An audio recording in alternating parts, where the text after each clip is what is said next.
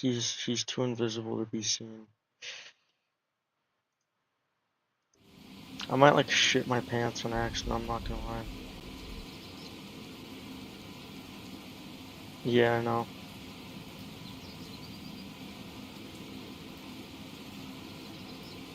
Probably. Magic storage. Recipe recursion depth 0. God damn, that one was explosive.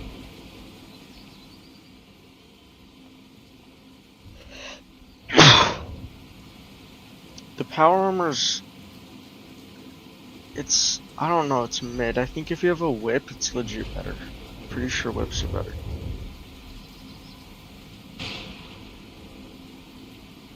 Oh. Oh. I see. Stone slab. Yeah, I'll use stone slab for that. Yeah, why not? It's like a brick. Brick, just like me.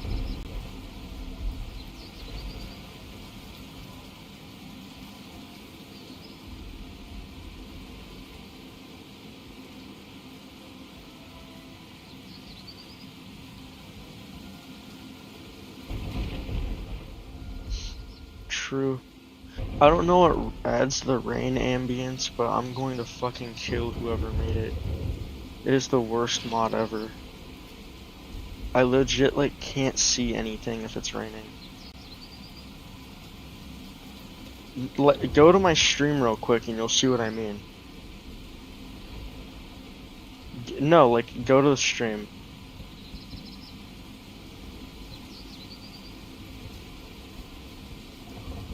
Tell me when you're on it. Cause, I'll show you. Just, go to my YouTube or whatever the fuck.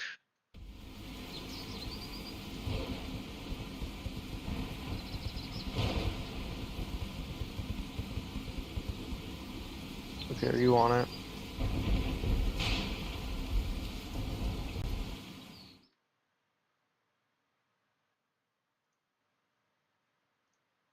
Am I live? Let me see. I should be. Terraria Infernum. Actually, I'll just share the shareable link. Oh, okay.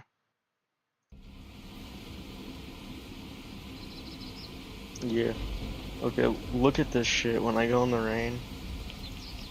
I'm trying to build, and it's impossible, dude. You'll see in a sec.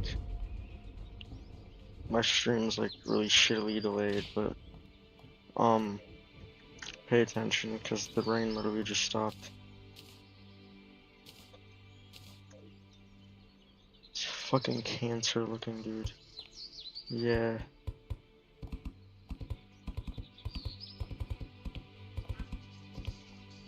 No, like I can't, because I couldn't figure out which mod it was. I was looking at all the ambience ones and shit. Oh, it turns off rain altogether. Oh.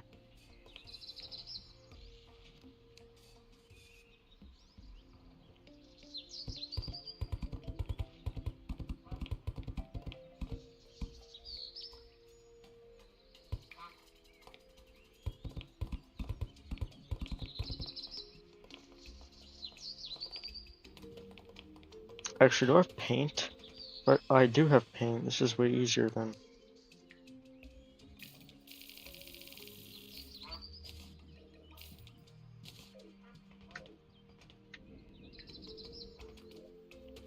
I need heavy... Okay, I have it. Do I have stone in my inventory? No.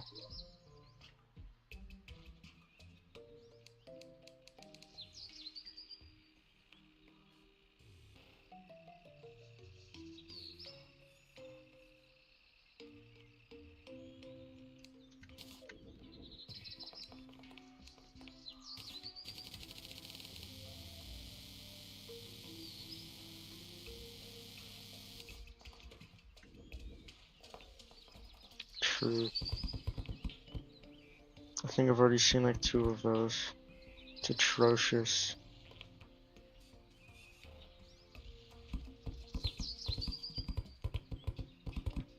I don't really know how to make this shit look good. I kinda can't make this look good. I mean, I can, except I'll probably just do it later. I just want something that says jail.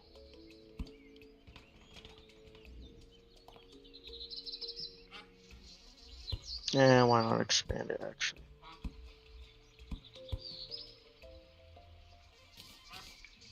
True. Germanum Norsis.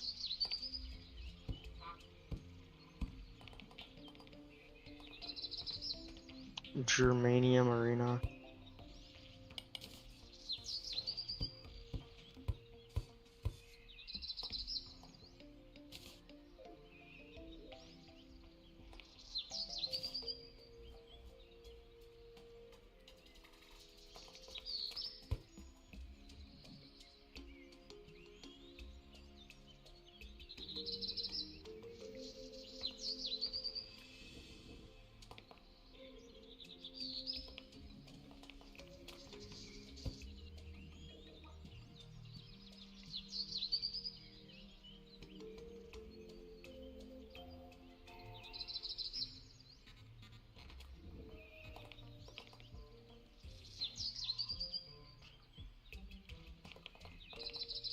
Oh my lord, that looks horrible.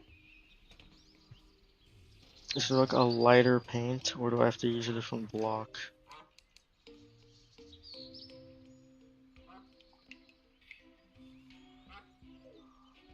I'll just use like snow. Sure.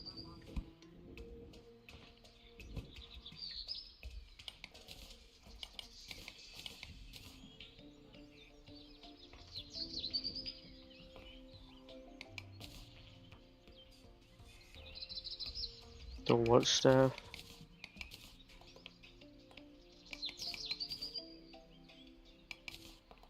I don't know about that. You can test it though.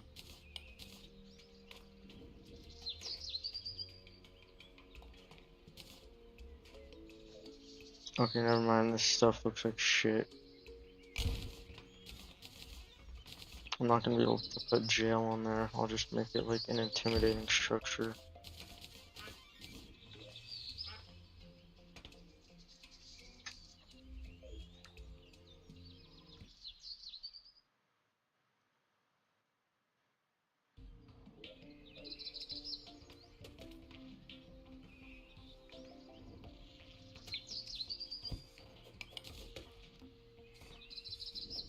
True.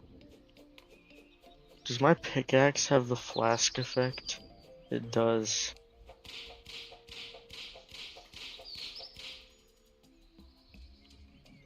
Getting infinite flask is actually like insanely easy for pretty much all of them actually.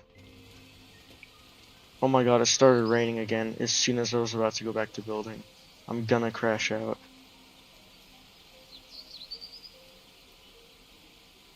Dude, the guy who did Eye of Cthulhu, who did the whole no-hit journey, did Eye of Cthulhu in like 8 attempts or something.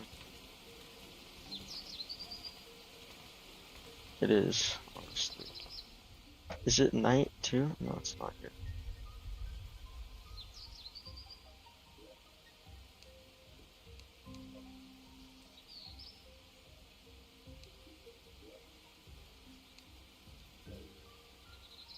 Wait, and what?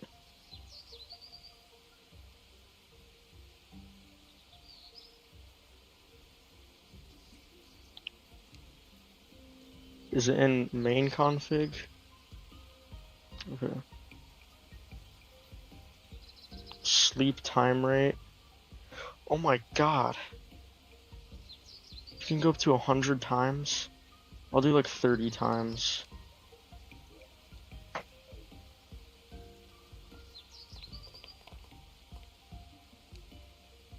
How does thou make thy loom?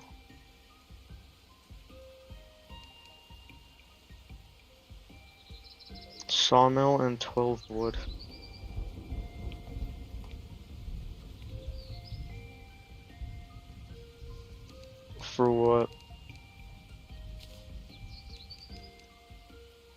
That's cap.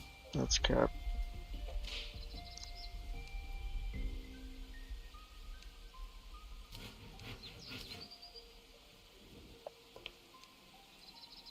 Yeah, I was about to say. That doesn't quite add up, does it?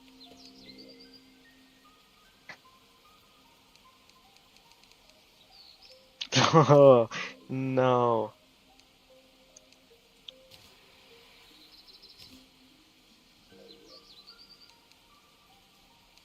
Dude, I need to get a new storage room. That's why I'm making the finishing up the jail. Cause this shit's retarded, dude. What is the chance this happens? Look, the tavern keeps spawned on my base. Dude, what? That has to be so rare.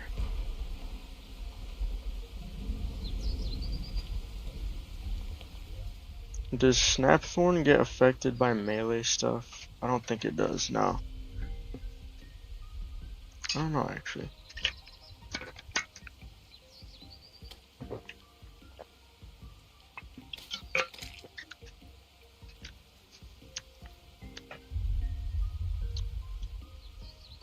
Yeah.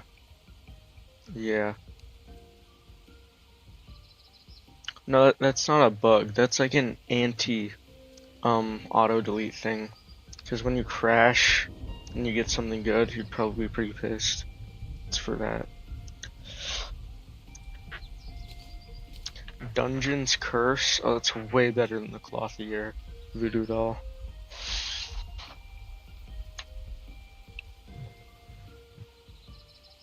Wait, what? It becomes nighttime if this item is used during daytime?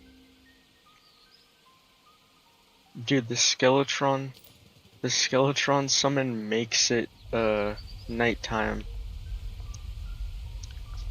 No matter what, that's vile. Can I get like an umbrella? Like what the fuck? Can I not be rained on, please? This is fucking annoying. No, I have to turn this off. I have to. I already know later in the game it's gonna be impossible to play with, bro.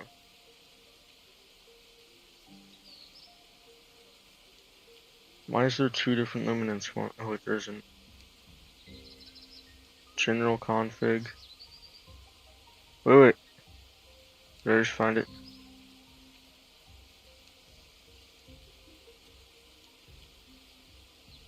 That's ambience track volume. This doesn't have.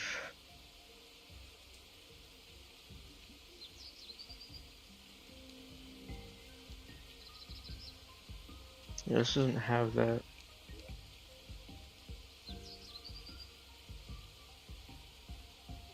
Audio additions.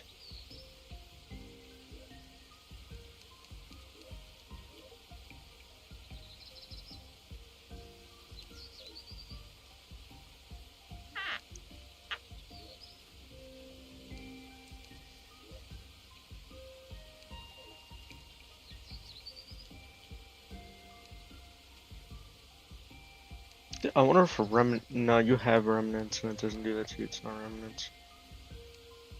I know it's. Oh, it's rain overhaul. Okay. Well, I found it.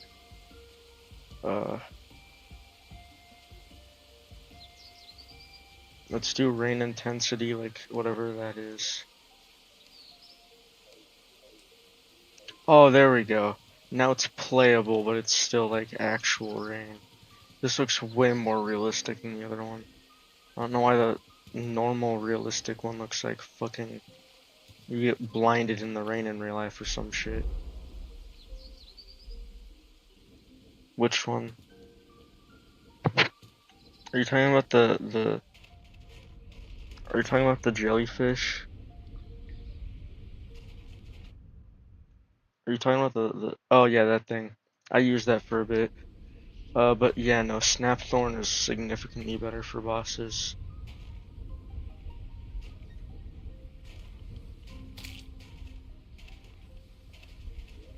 Yes, sir, indeed.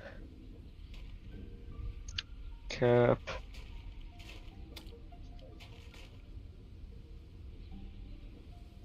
Who? Desert Scourge? Oh. Uh.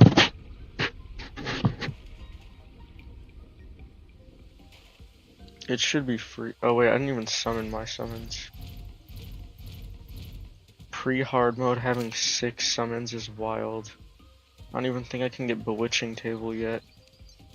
So I'll have 7.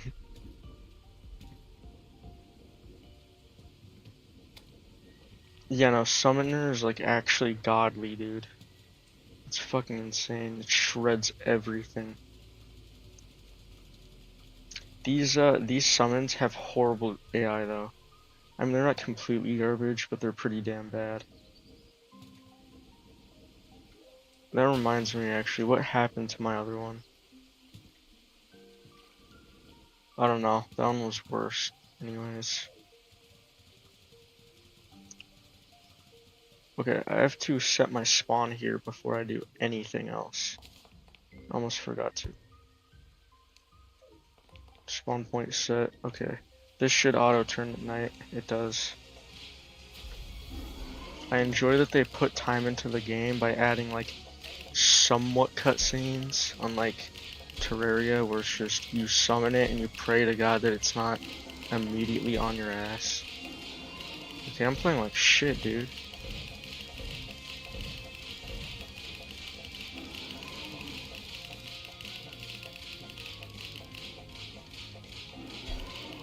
How do I avoid that, dude?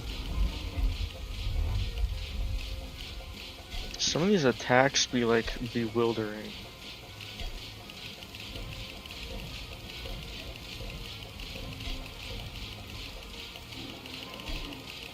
Wait until I get the Skeletron, bro. No, Slime God's easier than Skeletron, I guarantee it. No, I promise you. Skeletron is insane in this one. The hands don't do anything, it's just like 90% of the fight is projectiles.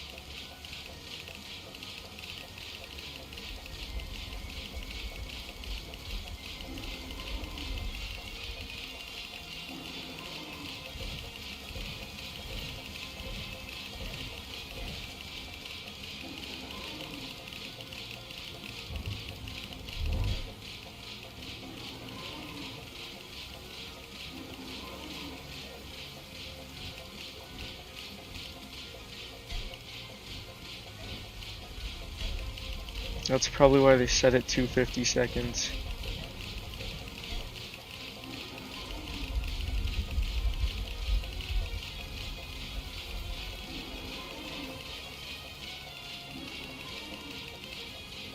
Dude, oh my god, Skeletron is fucking insane.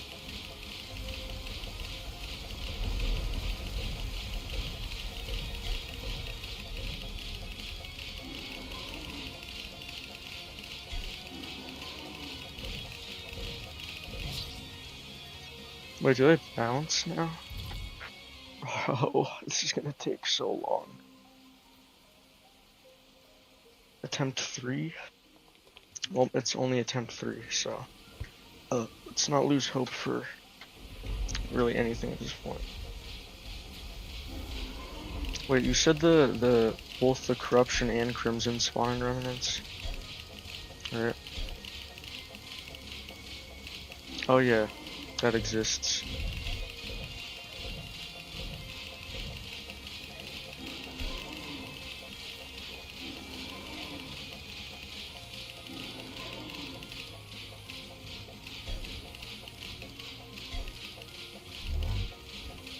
Okay, if I genuinely lock in, I can probably beat this boss. I don't know why I'm fucking jacking off right now.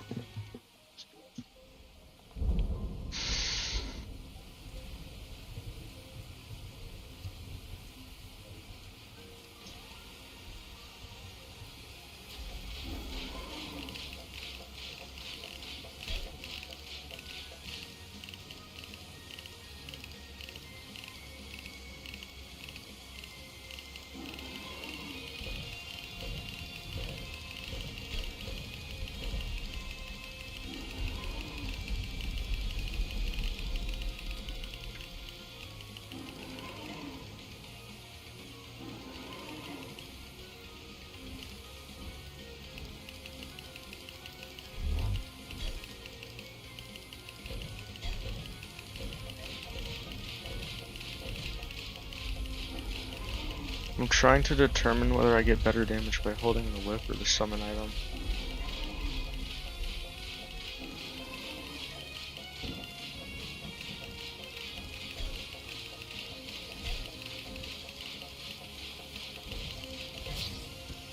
Oh my god! This boss is actually cancer. I think I just need to switch everything to menacing to solve my skill issue. I have legendary and ruthless on my whip and summon. This should not be as hard as it is.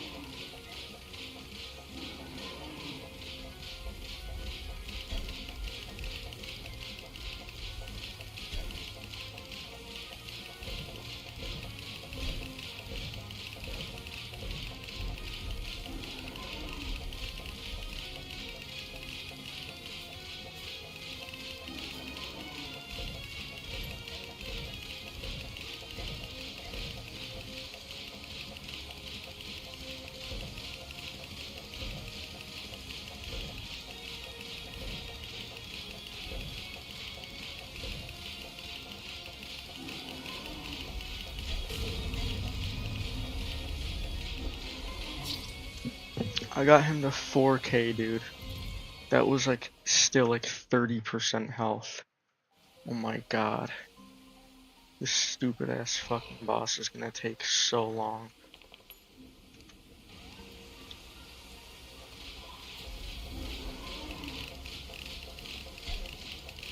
How did I get hit during the first phase? I actually suck, dude.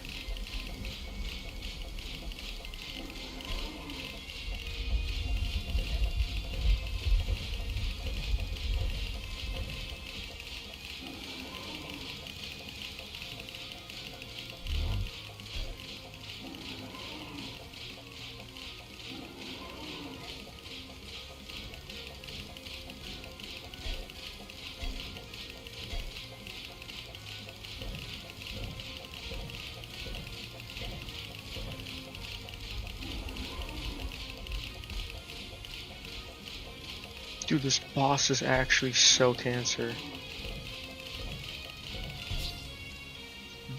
What hit me?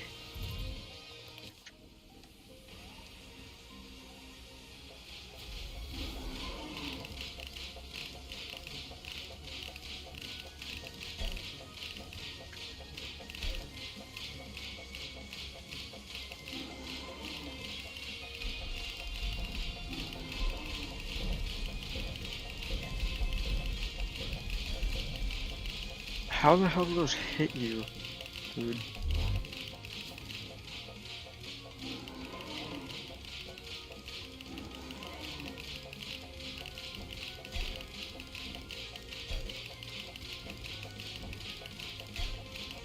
Oh my god.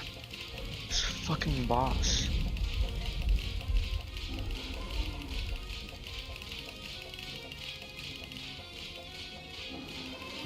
No, I'm not gonna lie, you're cooked. I'm not even gonna glaze it. Even if I have a skill issue, you're completely cooked. This boss is genuinely so difficult.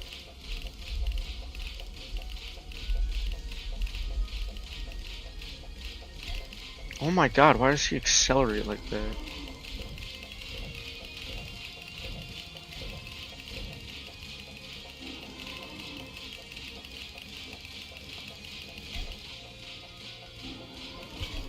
God damn. How do you avoid that?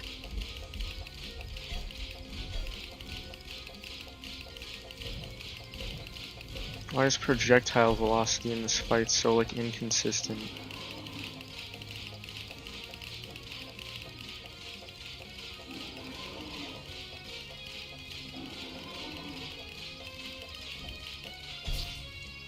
Oh my god, are you shitting me?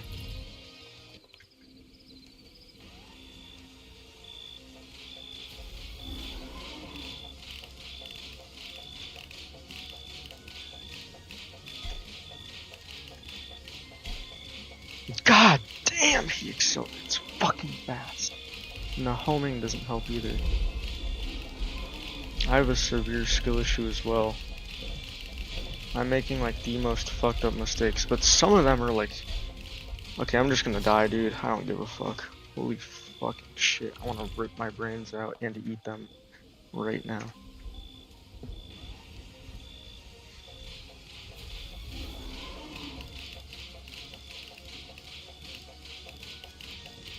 Maybe it would help if I could see and it wouldn't be raining for the past 72 in-game hours.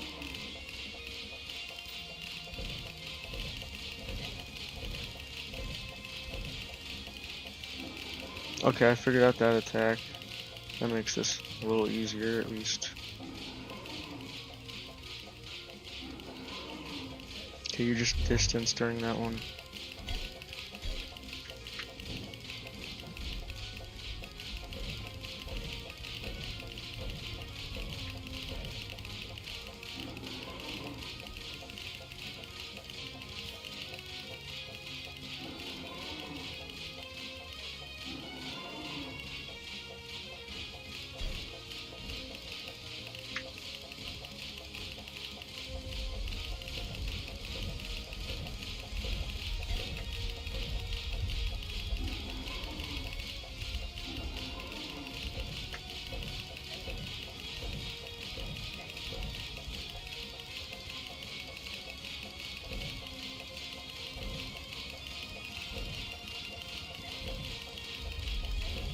Bro!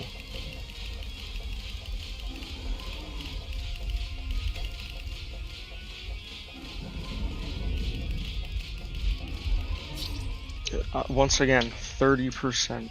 30 fucking percent. This boss is so hard. We did attempt 22.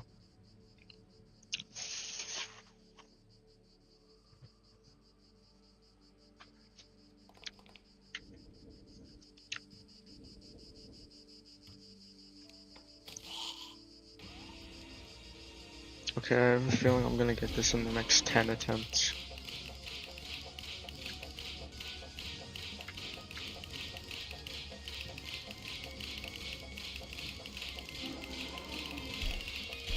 What? Okay, I'm restarting the fight, dude. I was doing so well, but hell no. Dude, like, the first phase lasted like twice as long as it normally does. And then he hit me, like, he got grappled, like, when the skull hits you, it, like, grapples onto you. It's weird as shit. I'm restarting again. I can't be getting hit this often, bro.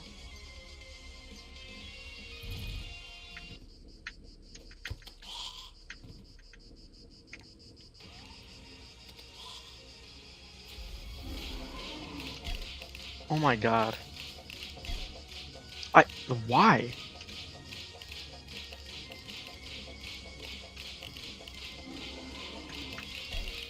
Oh my god, it's over already, I swear.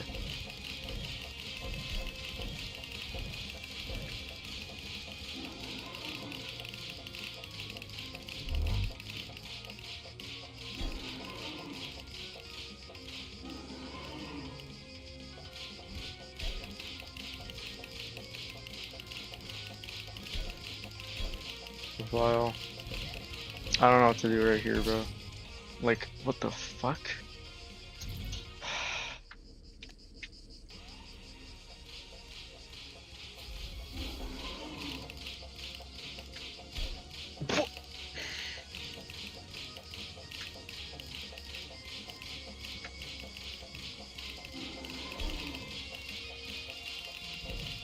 I'm busy raging at Skeletron.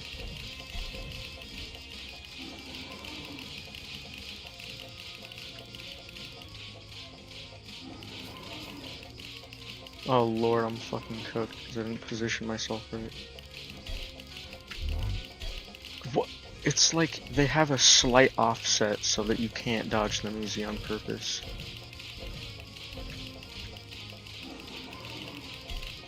Okay, I'm kind of clutching. I might need a bigger arena. Legit. I don't know. I could probably benefit from it. Brain. Oh.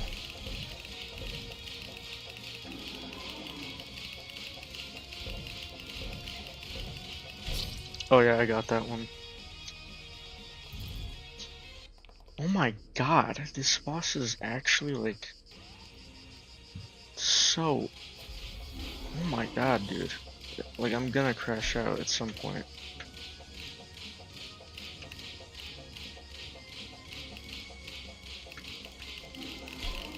And then when he goes into that, you can't do shit. Kinda just gotta accept it. Why is my damage like significantly lower now?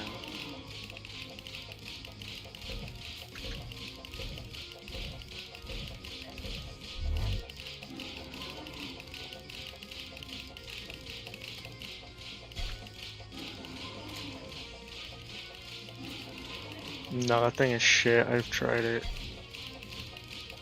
Yeah, it's really, I don't know why it's so bad, but it's definitely shit. This fucking stupid ass shit ass little bitch ass fucker.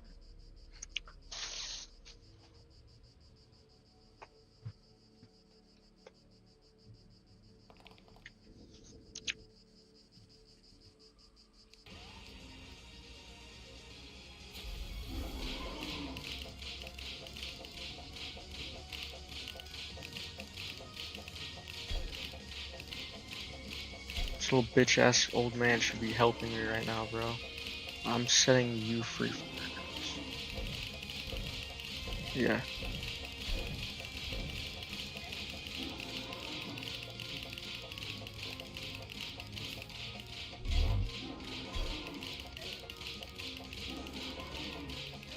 Oh my fucking god, dude. I just realized I don't have major improvement to all stats, nor do I have a merchant.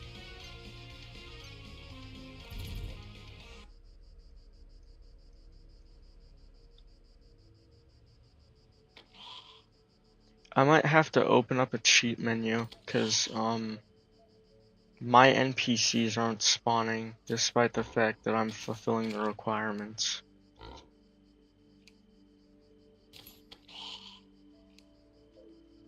Literally all you have to do to summon the merchant is get a fucking gold coin, right?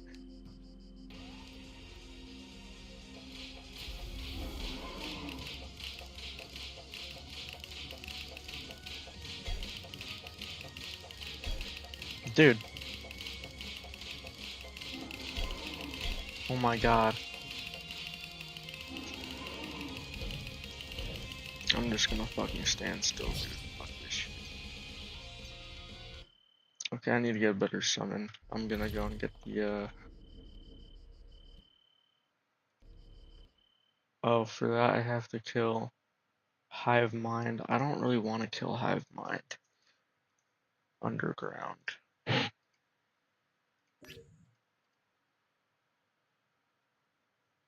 Okay, I'm gonna need to get major improvement to all stats like ASAP.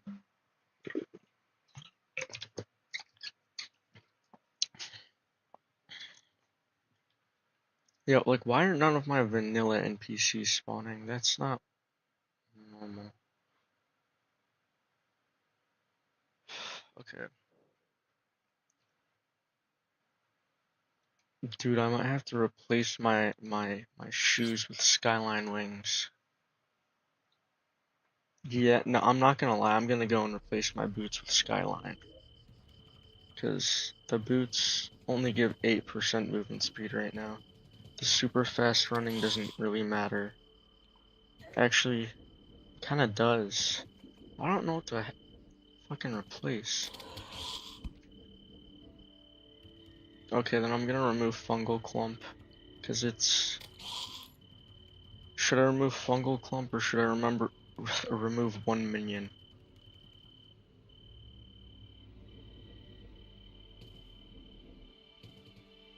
What? I think you're capping right now. No, it like heals you, I think.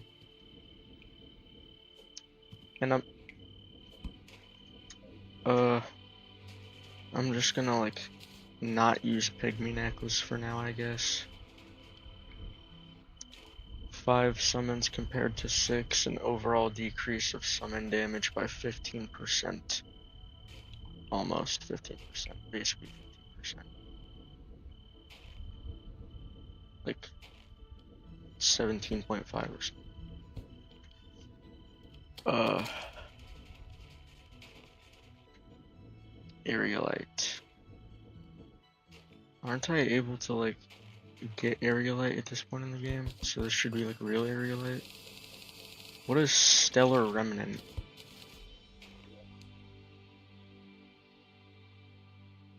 What the fuck? It's added by Remnants? Oh wait, it makes you... Yeah, that's useless as hell. I guess I'll get it, because for Summoner you kind of like need mana to spawn them in, but nothing else.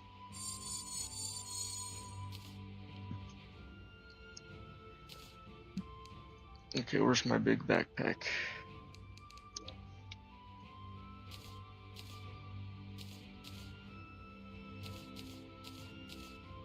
Dude, I'm actually so confused why my things are not doing.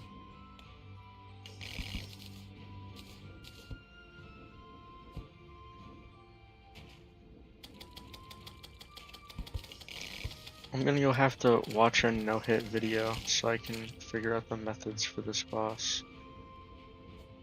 Yo, what the fuck? Wait, Brandon, look at this. There's like this really cool There's like this really cool structure that gets added from... Oh, what the hell? Cool. One Sigma. One Sigma.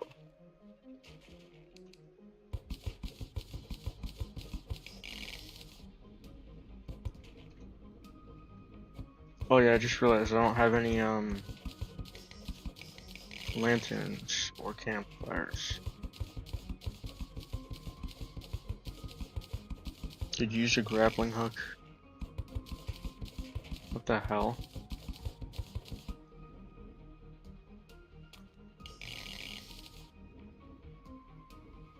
There's a ton of aerialite up here, dude.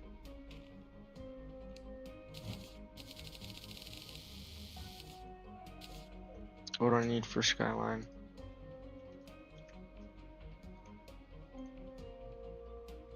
Five sunplate and 5 feathers. Really? You gave me a fucking chicken nugget? Yeah, you have to actually swing it around.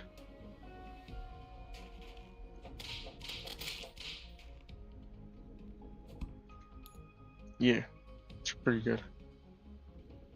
What is that over there? Oh, I'm gonna die, dude. God damn it. Is there water near me?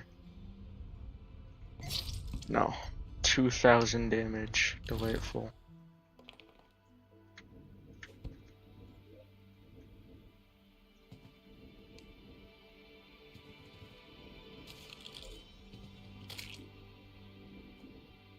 True. Plenty satisfied.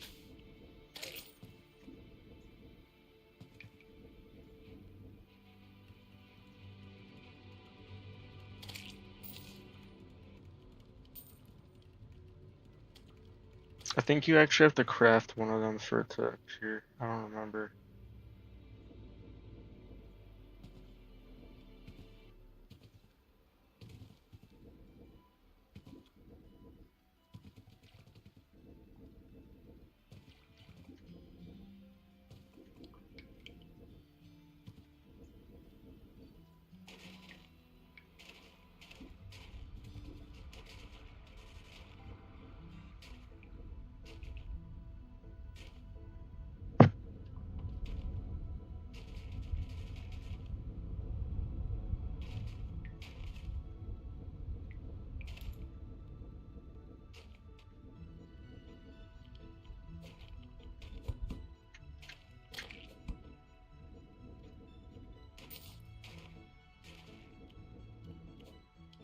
Increases luck by 0.1% is wild.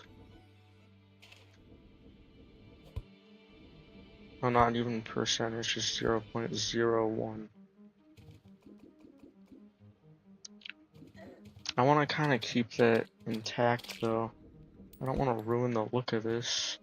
Damn it, I have to.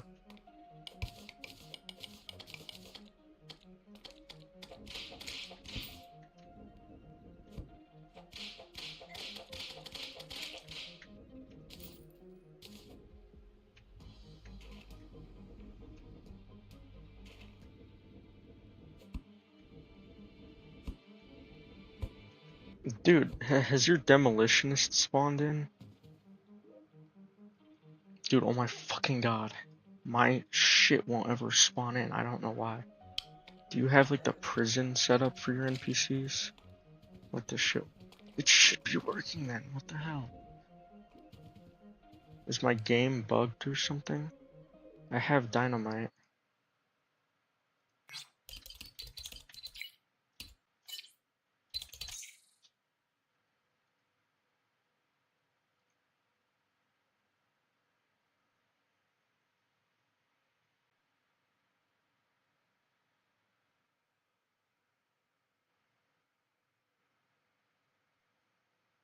Oh, you know what the issue is? I can't have auto. Okay, I see why. My merchant never spawned in. I have to have at least 50. Okay, I have to turn off. How do I turn this off? How how do I turn this off? Do you know which thing automatically adds gold coins to your or coins to your or your fucking piggy bank or whatever?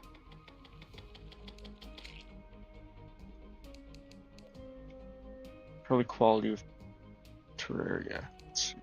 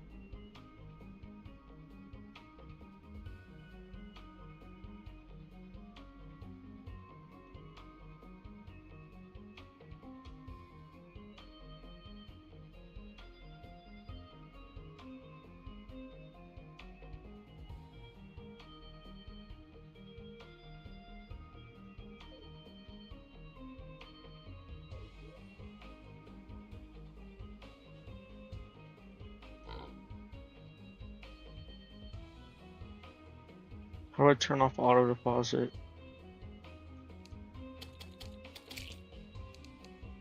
Doesn't like let me.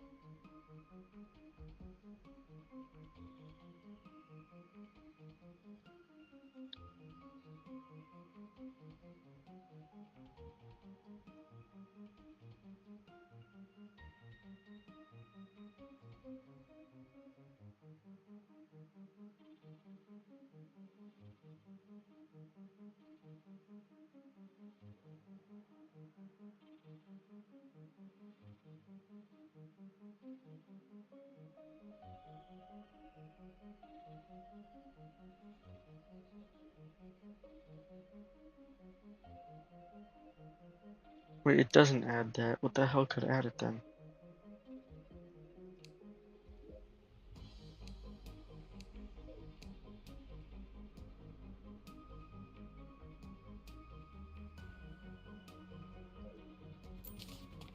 proposition, I just put my piggy bank away for now, I guess.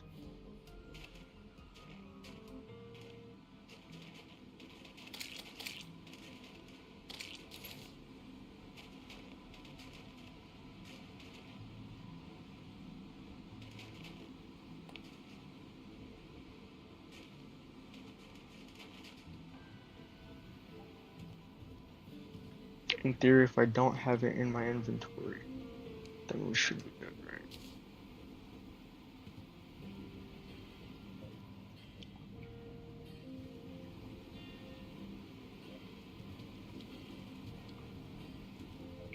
Actually, wait, he should be able to spawn right now, because it's in my inventory.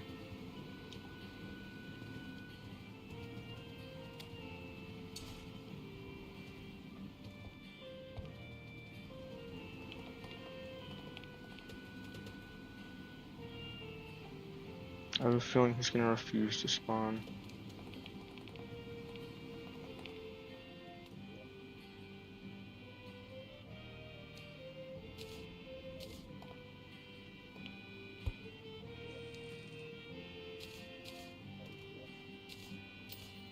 What? It still puts it in there? Are you kidding me, dude?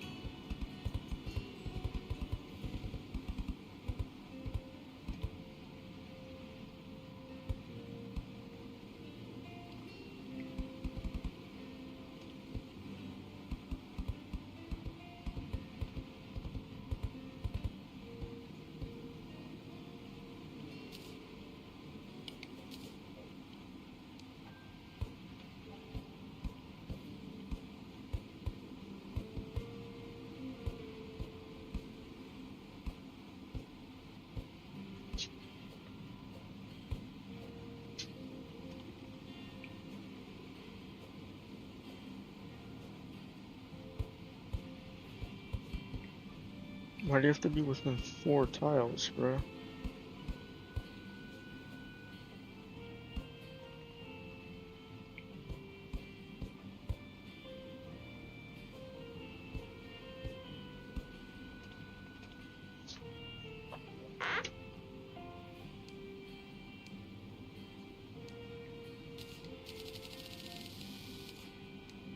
Y'all don't know the stone slab wall meta. Oh, the merchant arrived. Yes. I don't have to go cheat him in.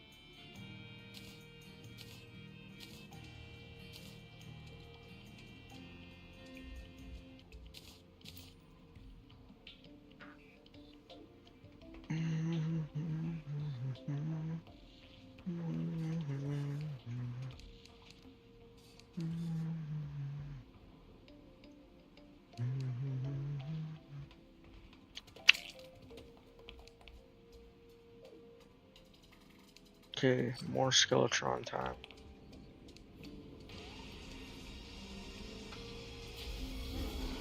Oh, I never even crafted the skyline wings. I'm retarding out right now.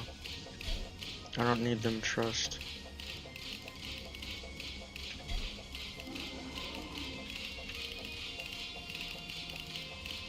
Of course the nurse arrived before the demolitionist.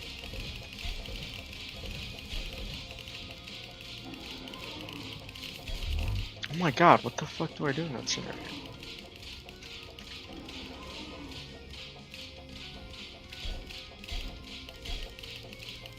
I have to just accept the L here, dude.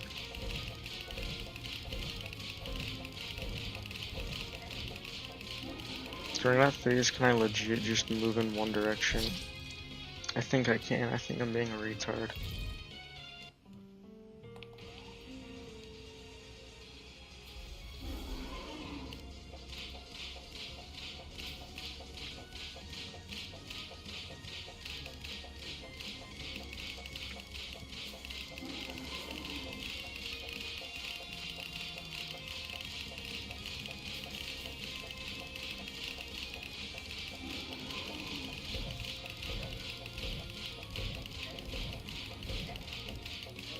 Why is he stuck on my balls?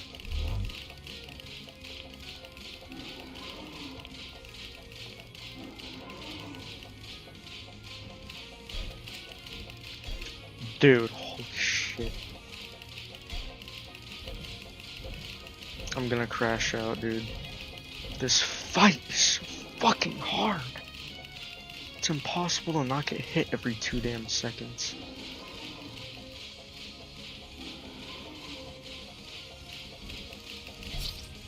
Oh my god, oh my god, oh my god, oh my god.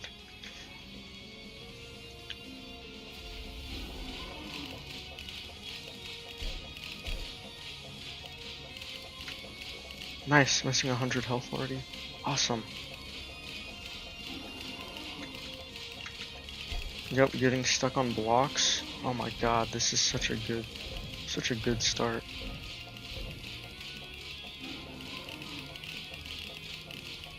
Good question.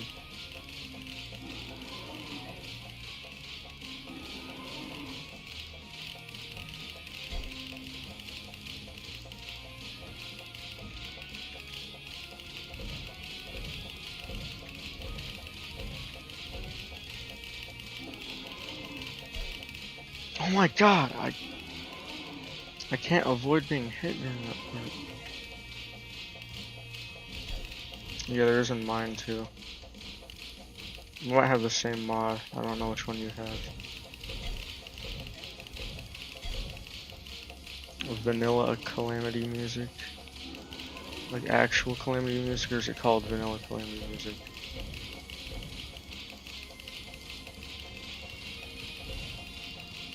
Oh wait, this phase is easy. Please don't fuck up here, dude.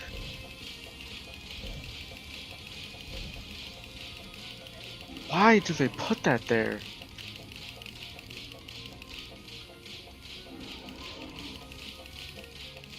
I swear this boss is like about to insist on sucking my dick.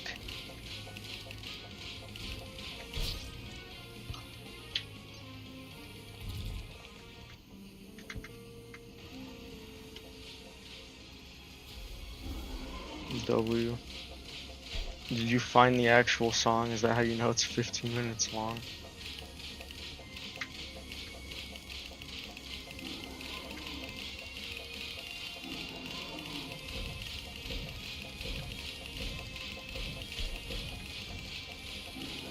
Those shadow flame orbs are not it, bro.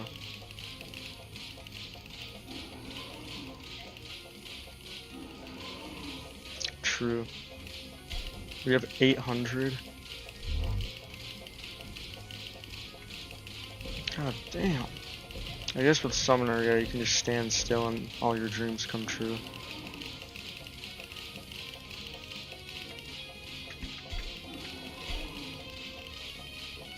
Oh lord, this fight is not as fun as, or this fight is losing all of its spark. It's just barely fun at this point. It's just me failing to the same shit.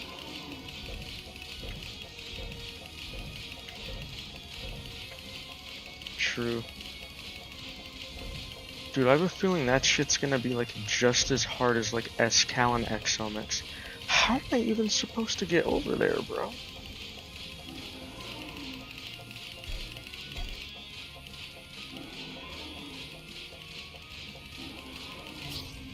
Oh my god, this boss is like not even like doable, dude. This shit's getting wild.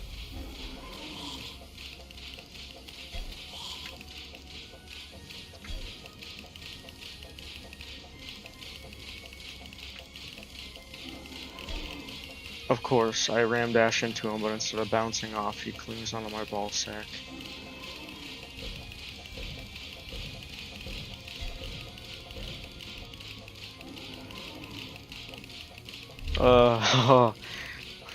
You might.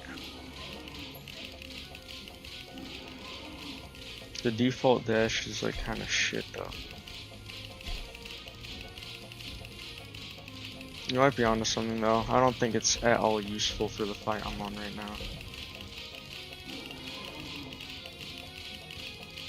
now. I mean,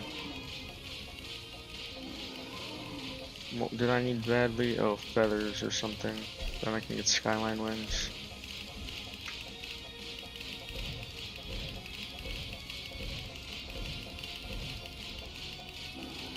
I hate when I pop off while the boss is only at half and I'm on 1 HP.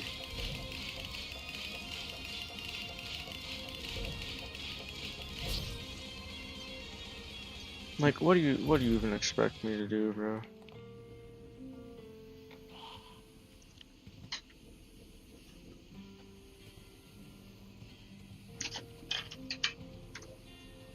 This game is tweaking just because they say spirit glyph is meta. That shit is not meta.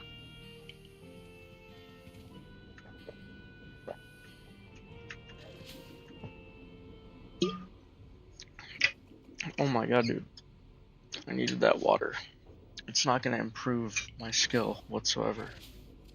Do you know it will? Do you know it will? Bizarre. Let me do that real quick. In that case.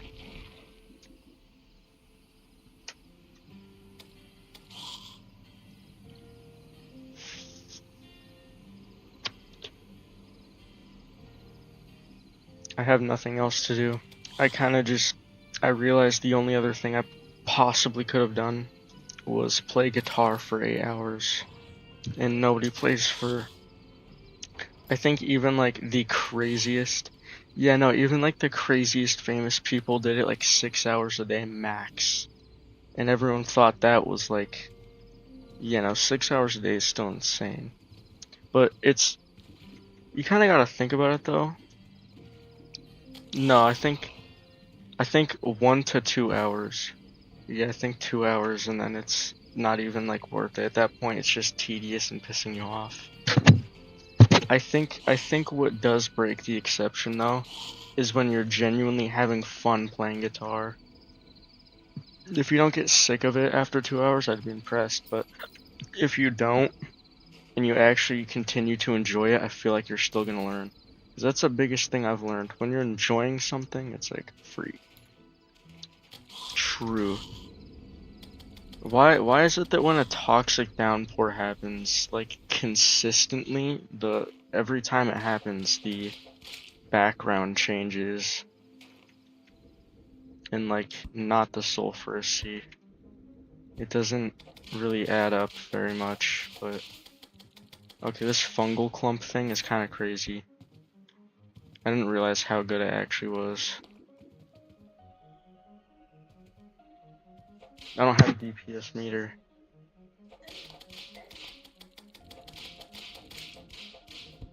I don't think it scales with summon damage. I think it's just a summon that has high damage. I don't know how these types work. Mollusk armor?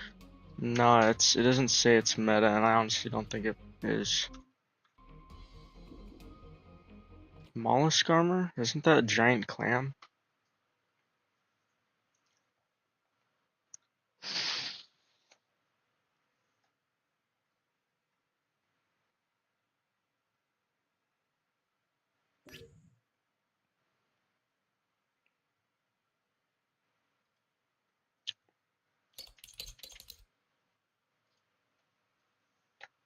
Oh yeah, you're right. 55 defense is crazy. How do you get mollusk husk then?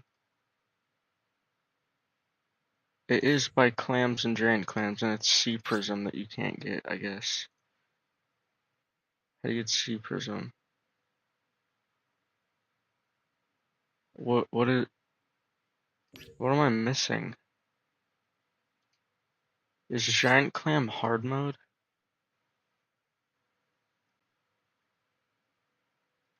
It says it's a hard mode armor. Is it the way that you have to craft it? Huh?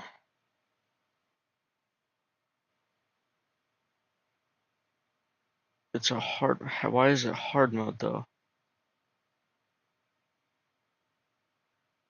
Dude, I swear you can get these. No, I must be tweaking. Yeah, yeah, 'cause that wouldn't make any sense. I know for a fact you can get Sea Prism and Mollusk Husk in pre-hard mode, and that's all it takes. And it's an iron anvil. Dude, I wish I had Zerg.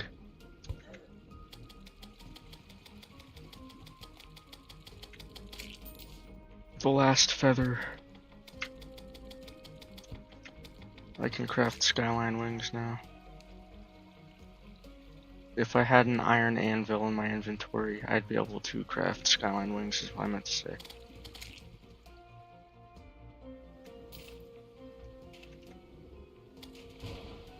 W. Why do you have perm? Oh, because you can switch between them. That's right. Oh, there's something you need to disable in your settings real quick if you want to have a valid playthrough. I think one of the mods, I think it's Quality of Terraria or something, adds I think it adds like fucking an increase to the buff limit. Actually, no, you're not gonna need to do that because you're probably not even gonna try getting more than you're supposed to have. Oh no, it's up to you. Yeah. No, the non-calamity ones are pretty crazy though. I don't think I'm gonna use them.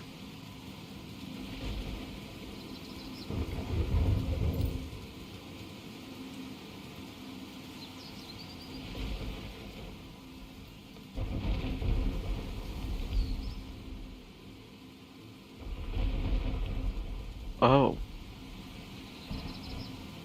Okay, I'll have to try and remember that.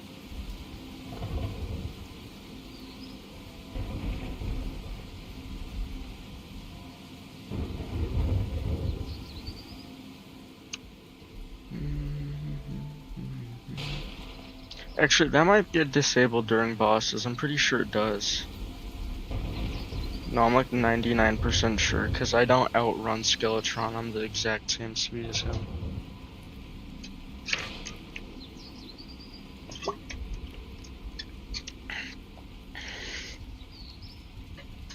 Anyways, what was I doing? Oh, anvil. Now I can craft Skyline Wings. There we go. Arcane. Thank you. Thank you, RNG gods. Thank you for Arcane. That makes me so happy. Giving me Arcane.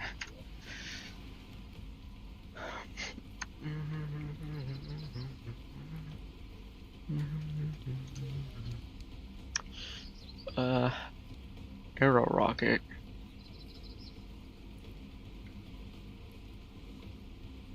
Why are there like missiles and shit?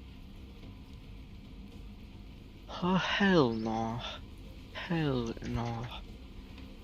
Let's see what my percentage of crimson is. It doesn't, does it even spread?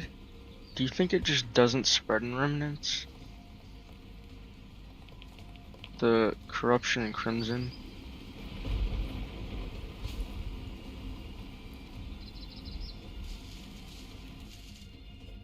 Oh, that's right. Okay, I'm still gonna get the auto elevator.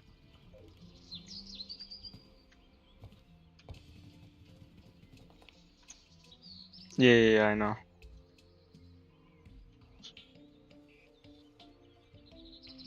500 stone slab, 500 gate. Oh, that's a shit ton of stone. I need 190. Okay, I already have unlimited torches, so a shit ton more dynamite. Yes. Oh, I literally just drained my bank account to completely nothing.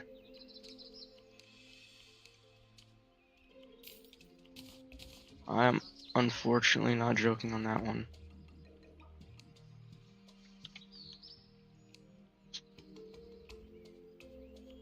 Anvil, okay.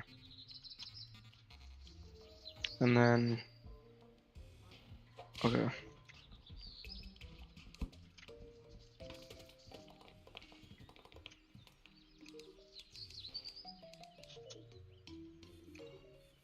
Get the fuck out of the way, dude. Okay.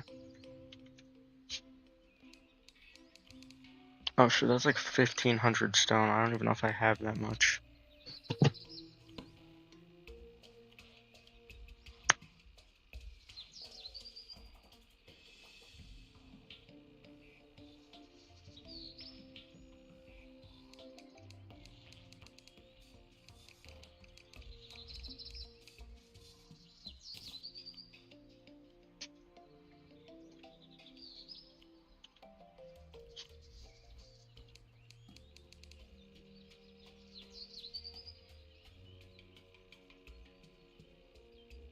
For real.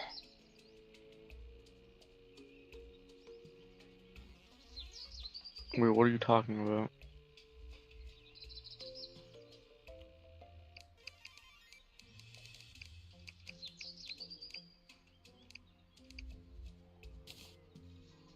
Wait, is that what it does when they're happy?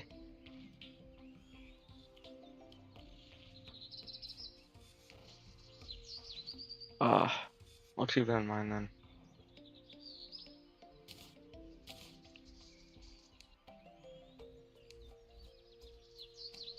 Oh, I didn't need that much. Can I not drag this? I can. Yep.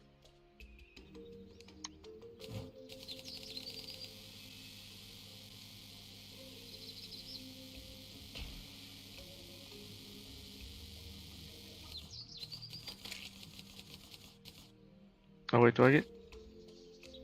Oh no, it's one stone slab per. Okay.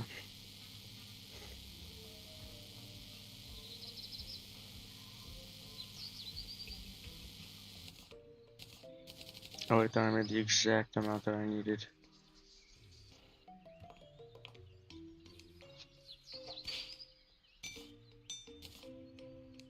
Auto elevator. What is this? Sky glaze? I'm gonna glaze all over the sky.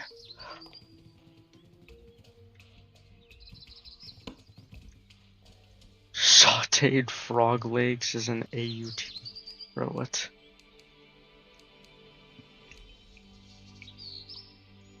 Battler power.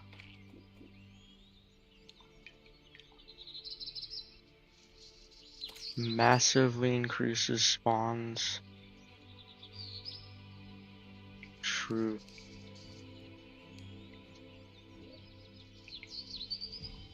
What was I just saying? Oh. These wings are probably gonna make the fight like way easier. And also, yeah, wait, I just realized, Brandon.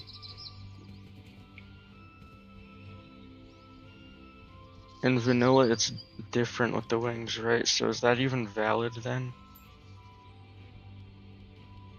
Were your boss kills valid? The bosses? Because of the wings mixed with the rocket boots, adding flight time.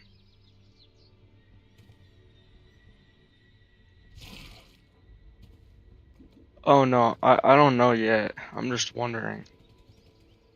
In case, because I have no idea if it does that or not. It might not.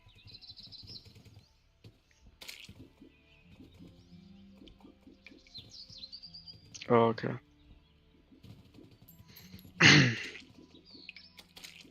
Um, with the auto elevator. Is it a one-time use thing? Oh no, it's infinite.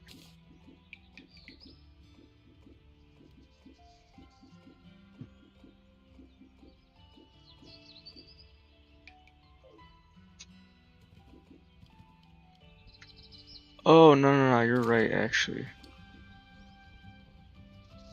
Because I remember that happening for sure.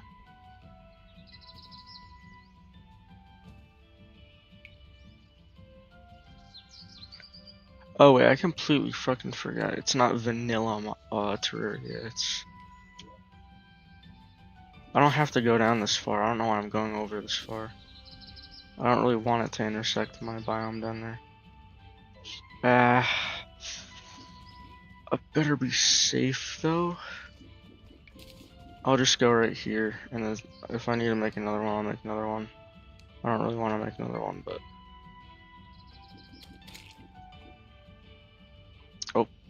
Oh, it makes it out of... Why the hell does it make it out of wood, bruh?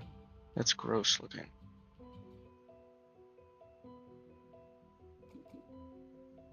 Oh yeah, I didn't really need to go this far.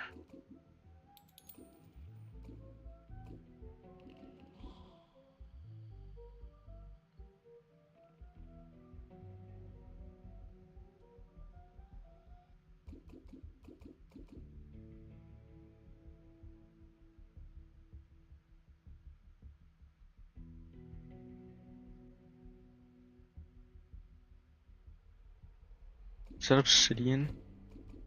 Oh, what the hell? Remnants adds like a biome that just has shit tons of obsidian in it.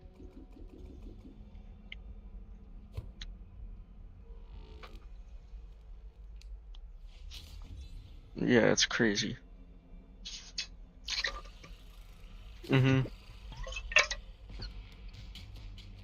Yeah, with the 2 gemstones. They look pretty cool too. I got one of those too. I think that, yeah. I'm trying to remember why I did it. Oh yeah, that's why. I'll just go on the other side and do it. I don't know, dude. Probably like once the crimson's on screen. Not on screen, but on the mini map.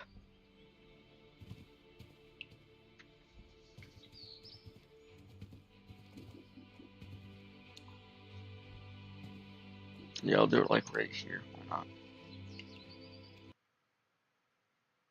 Oh, my game just crashed. I tried doing the auto elevator. No, I did. Yeah, it didn't like that very much. I don't have those backed up, but it should be fine. What? Am I actively watching chat? I have one viewer. Is who? I don't think the viewer is me, because I'm not on my stream right now. It's actually someone else.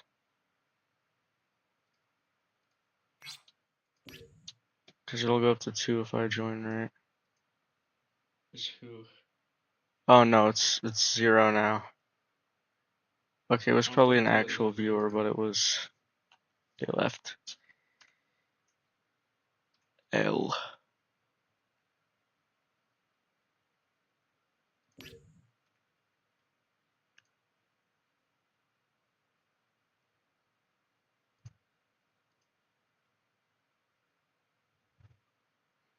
I need to turn on live chat too, instead of the other one, top chat. I have one. Is that one subscriber you?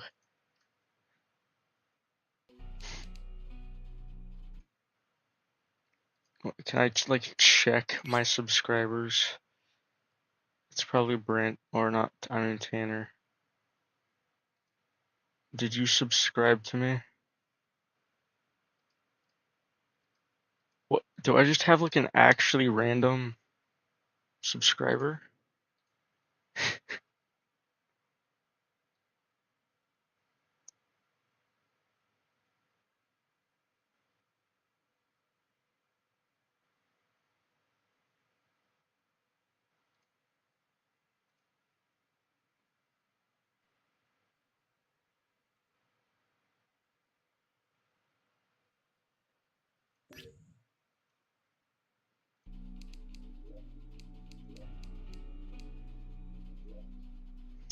That's wild.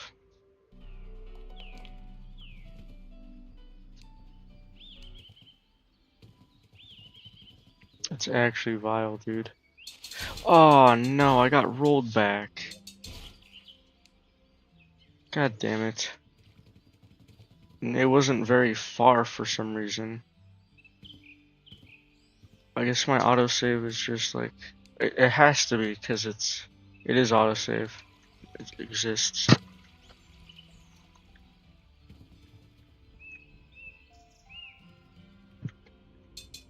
No, they'll have like... If it's an online game, then they'll typically just have like a cloud server thing. And for offline, I don't know. I just ran into that slime and it didn't take... Okay, whatever. Yeah. Is my game bugged now? I wasn't getting knocked back from slimes.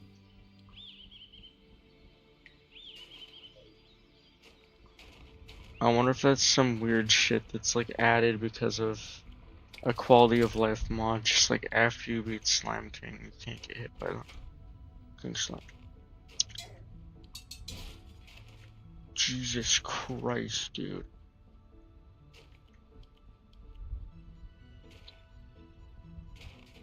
I don't actually think it affects that whatsoever. Yeah, that's what happened to me. He only sells accessories you've found anyways, I think.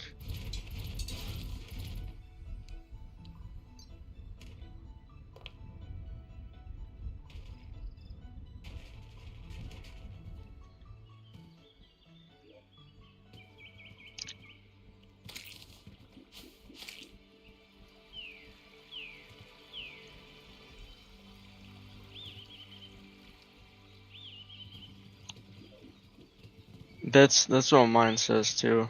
It's just on there, I guess.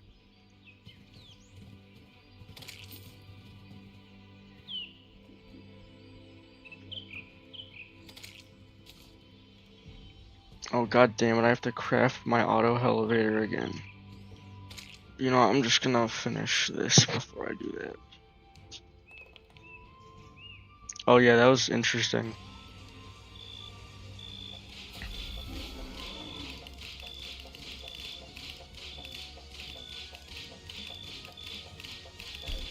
Yeah, but if it was... Oh, I guess it wouldn't matter if you had hollow pre-hard mode. You can't really do anything with it at that point.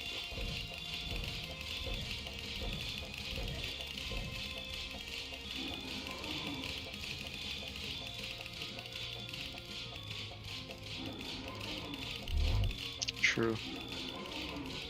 Then it becomes Terraria. Real.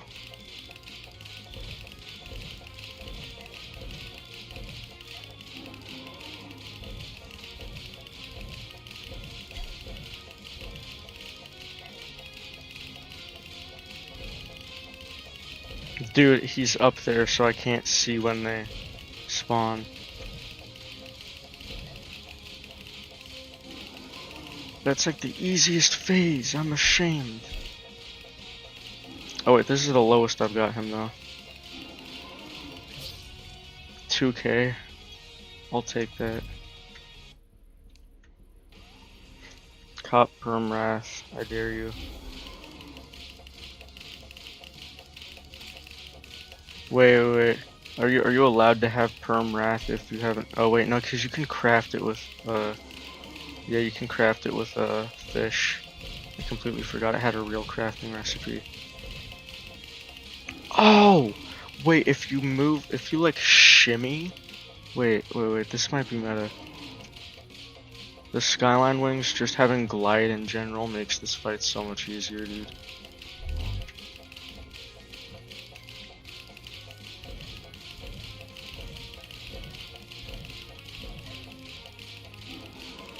Does it have Life Force too?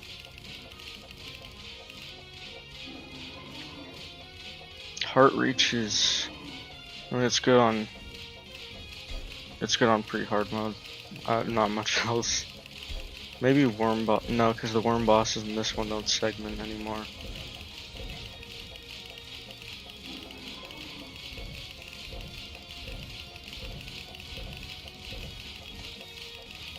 Okay, there's one phase of Skeletron that is like for some reason really easily cheesable. Dude, I can't get in between that.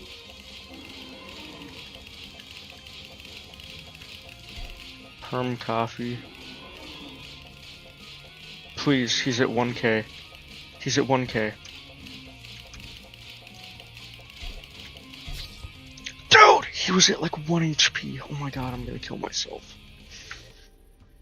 I didn't say that on stream though.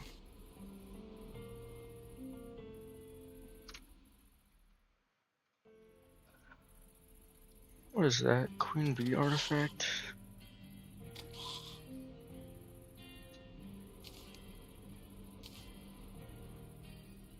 What the hell adds this? I don't know what it is, but it's pretty damn cool.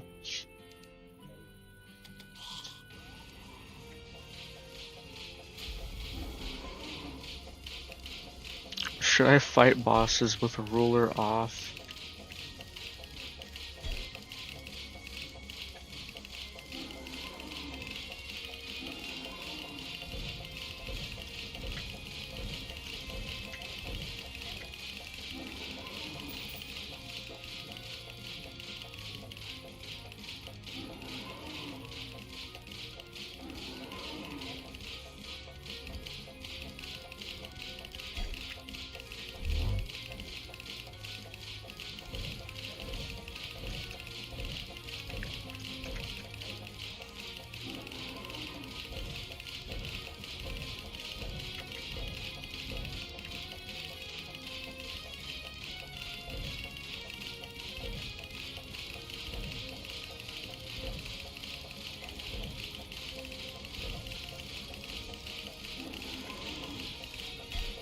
Dude, he outspeeds me. I can't do shit.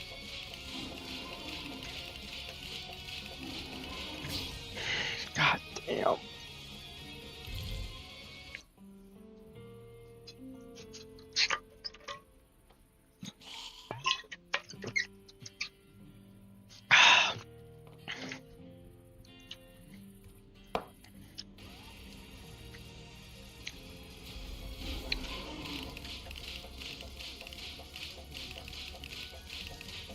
Can I just run forward during this phase?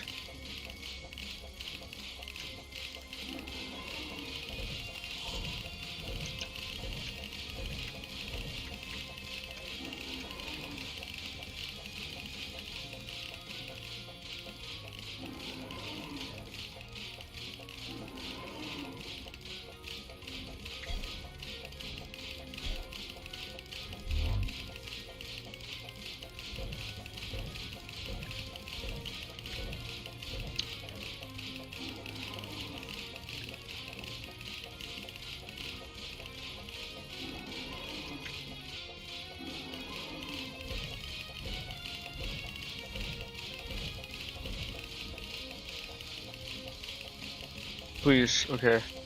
This is like the perfect setup for this.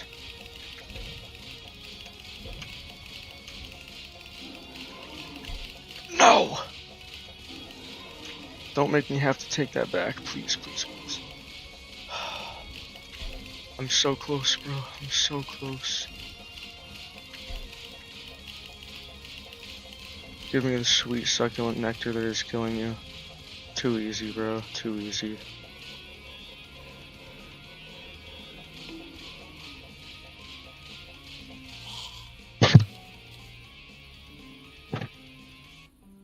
Took a bit, but well, I got there finally.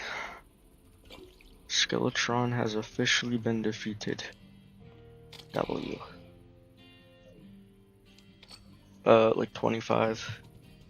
I was making it out to be more than it was. It was like 25.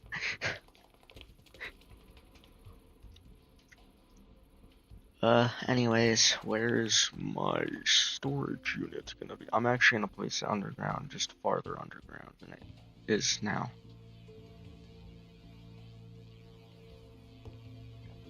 Can I like wand of blasting this shit over here real quick? It looks kind of ugly.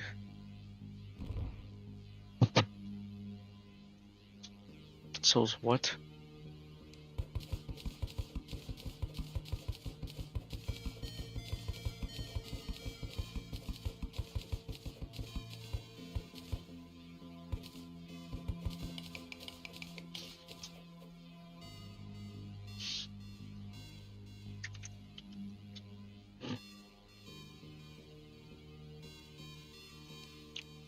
I wonder if I should run up. I don't know what to use for this build.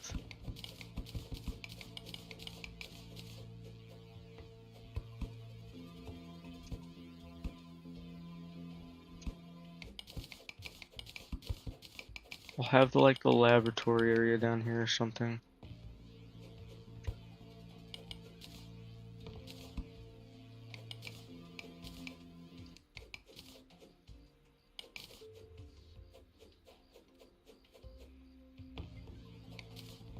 What was I connected to?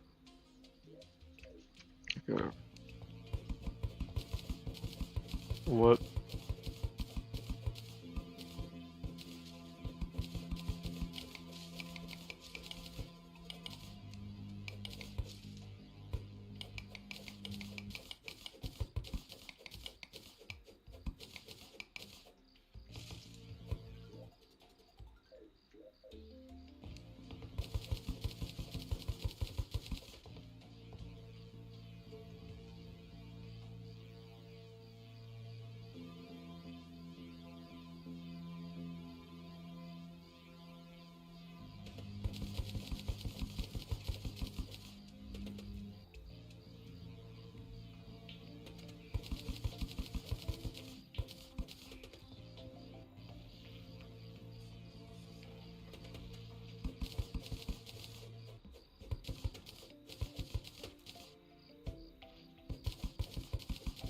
W.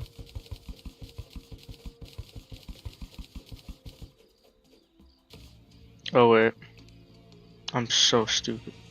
I didn't mean to spawn Skeletron. Oh lord.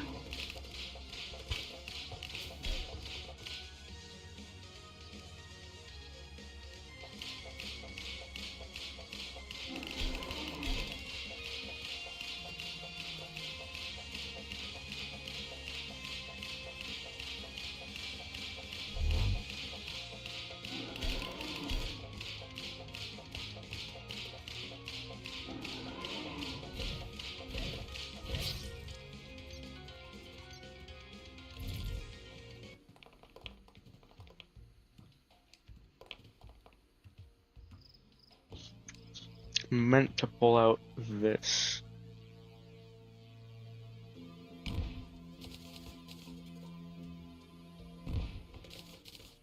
Huh?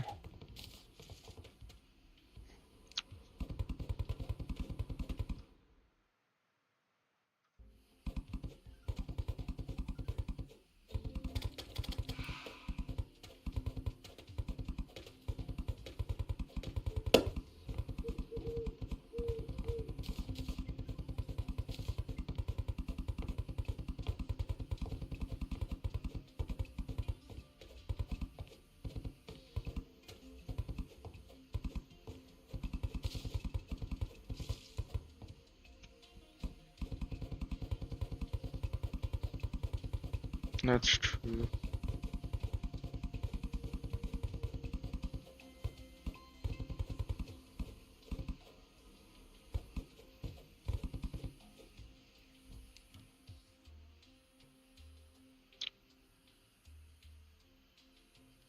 True.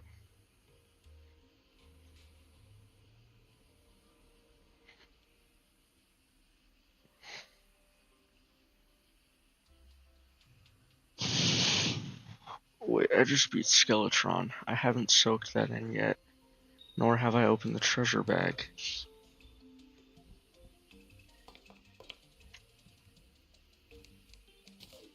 Oh shit, yeah, that's a good point. It's not a bounce, but it's, yeah. Dude, you know what used to make it overpowered as shit? I'm pretty sure in older Calamity it didn't have a cooldown that long. I think it was probably like 10 seconds or something.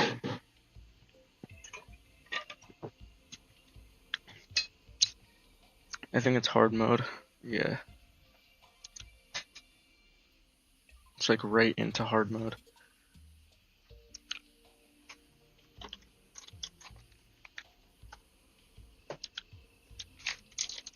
Y'all ever had a Nutella? What the fuck is this thing? I don't even know. These are vile. What?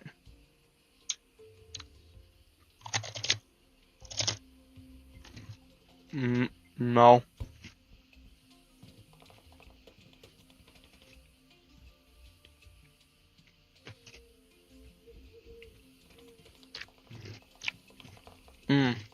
Actually, I don't know how you have that enabled. That's in mod config for quality of Terraria. I think. Might be Louis AFK. No, it's part of quality of Terraria.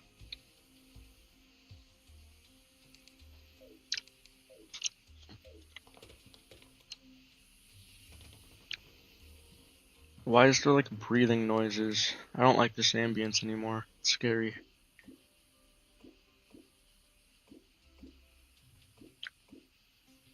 Summons a fairy that will buy and sell goods. What?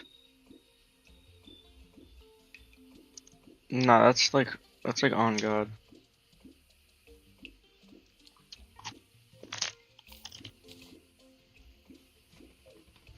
Mm-hmm.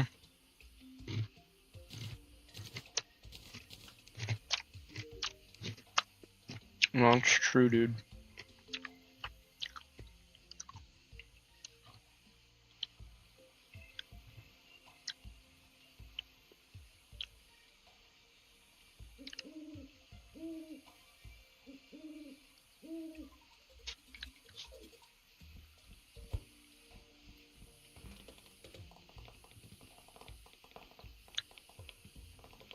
Why do it low-key just sound like a fucking leaf blower that's like taking a shit?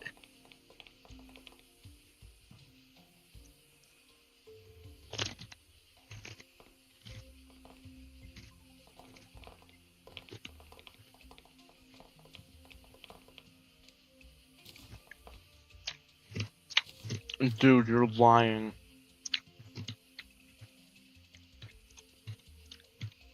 He dropped the worst shit ever, and he didn't even give me bones.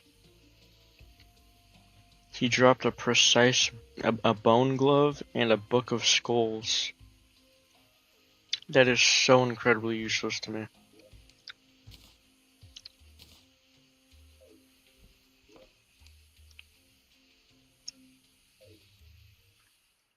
Okay, well now that I am pre-wall, what upgrades?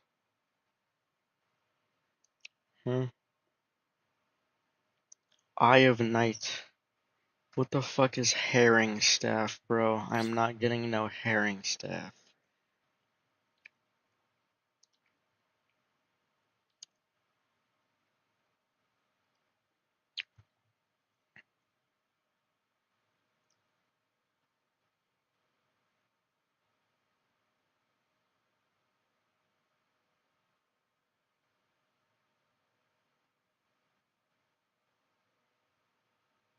Dude, what? Eye of Night is like what you're supposed to be using during this shit. Because it uses like all the previous ones. Plantation staff? Yo. Plantation staff?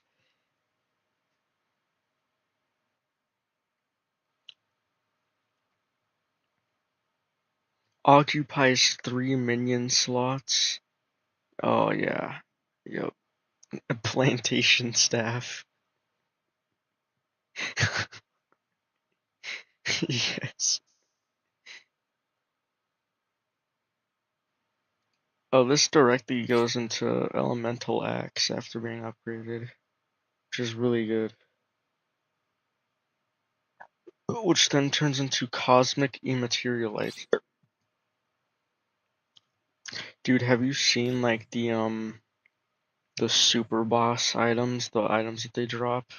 There's one that just lets you shoot out a giant ass fucking Moonlord beam.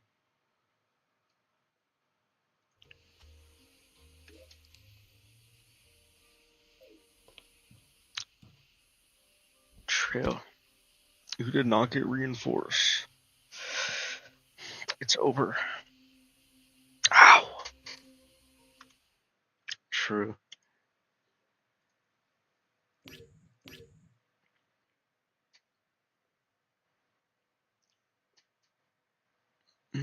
Oh wait, I can get Spinal Tap. Chat, how do I get Spinal Tap? 90 bones. I can make that 91.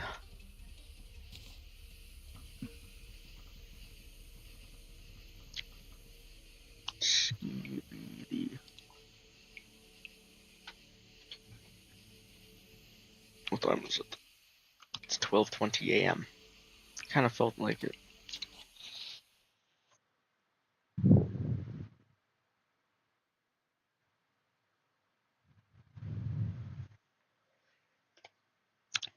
Performs better against multiple targets than most whips. Oh yeah, I have to go check out the fucking Wall of Flesh and Slime God no hit. The Slime God no hit's the big one because I'm going straight into Slime God. But Wall of Flesh, have you noticed, like when watching the Infernum videos, that Wall of Flesh honestly looks like less cancer to deal with than Deathmaster? Like significantly less. No, because this guy I'm watching for the no-hit on the spot on Wall of Flesh isn't even running, he's just dashing and walking every once in a while. So it's like insanely slow. But it looks cancer. After you get past like the first phase, it looks insanely difficult.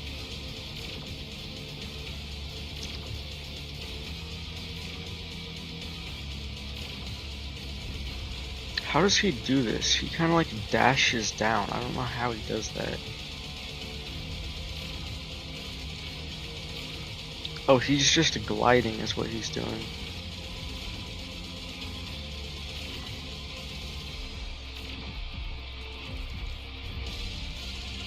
Wait, I think this guy literally utilized gliding to...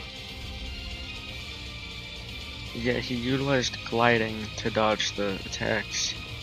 So you have to actually get rid of all of your wing flight time for... What the hell? It only took him 55 attempts for no hit. It's insane.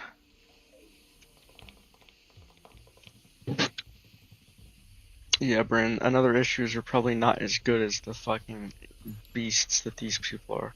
This one said it was like 17k attempts though. Yeah, this one's 17,000 attempts. I don't know how the other ones are possibly 5,000.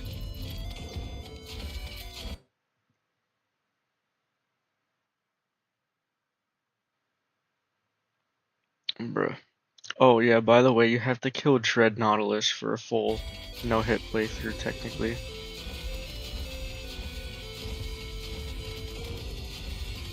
Yeah.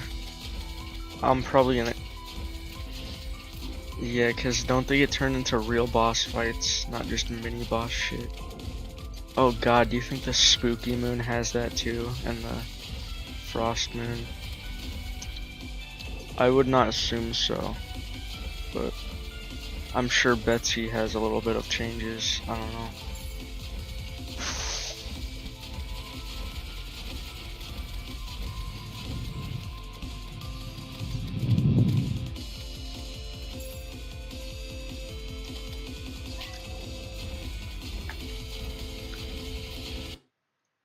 Is this guy like only playing mage?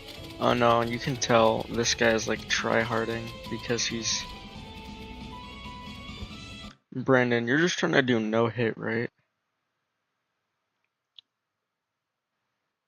Okay, well you don't have to use Summoner in that case, because what this guy's doing is he's switching classes a shit ton. Is he?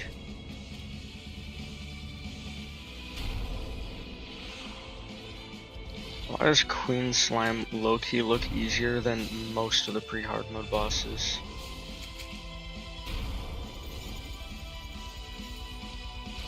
This guy doesn't have... I think he might actually have enhanced camera. Unless the screen shake is from Infernum.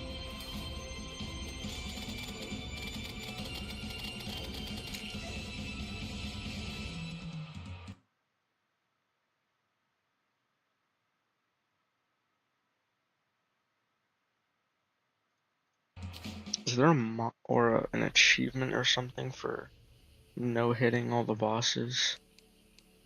Why is there a thing on the bottom of the screen?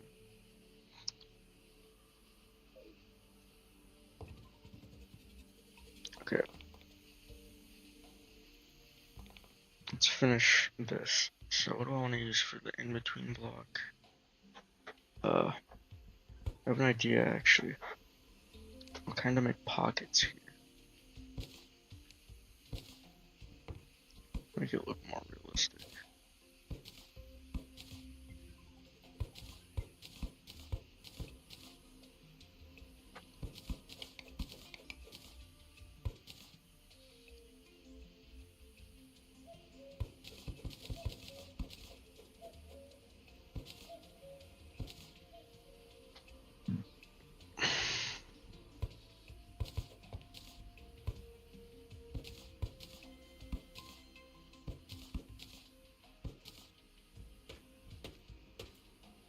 I might not be cooking with this one.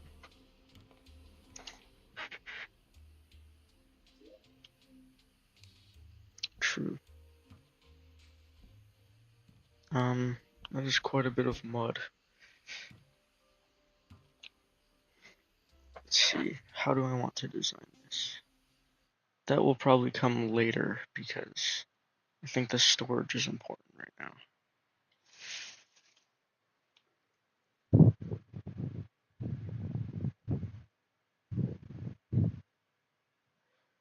Did Brandon just like permadip?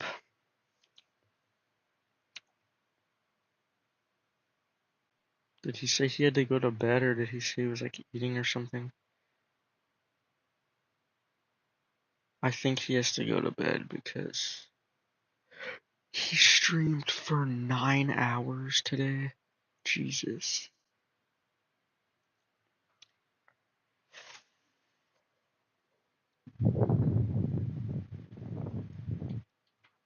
Nine hours and 30 minutes. Check, bruh. I wish I was Captain. Who is Overdosed Lizard?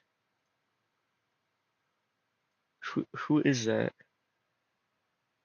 Do you know who Overdosed Lizard is?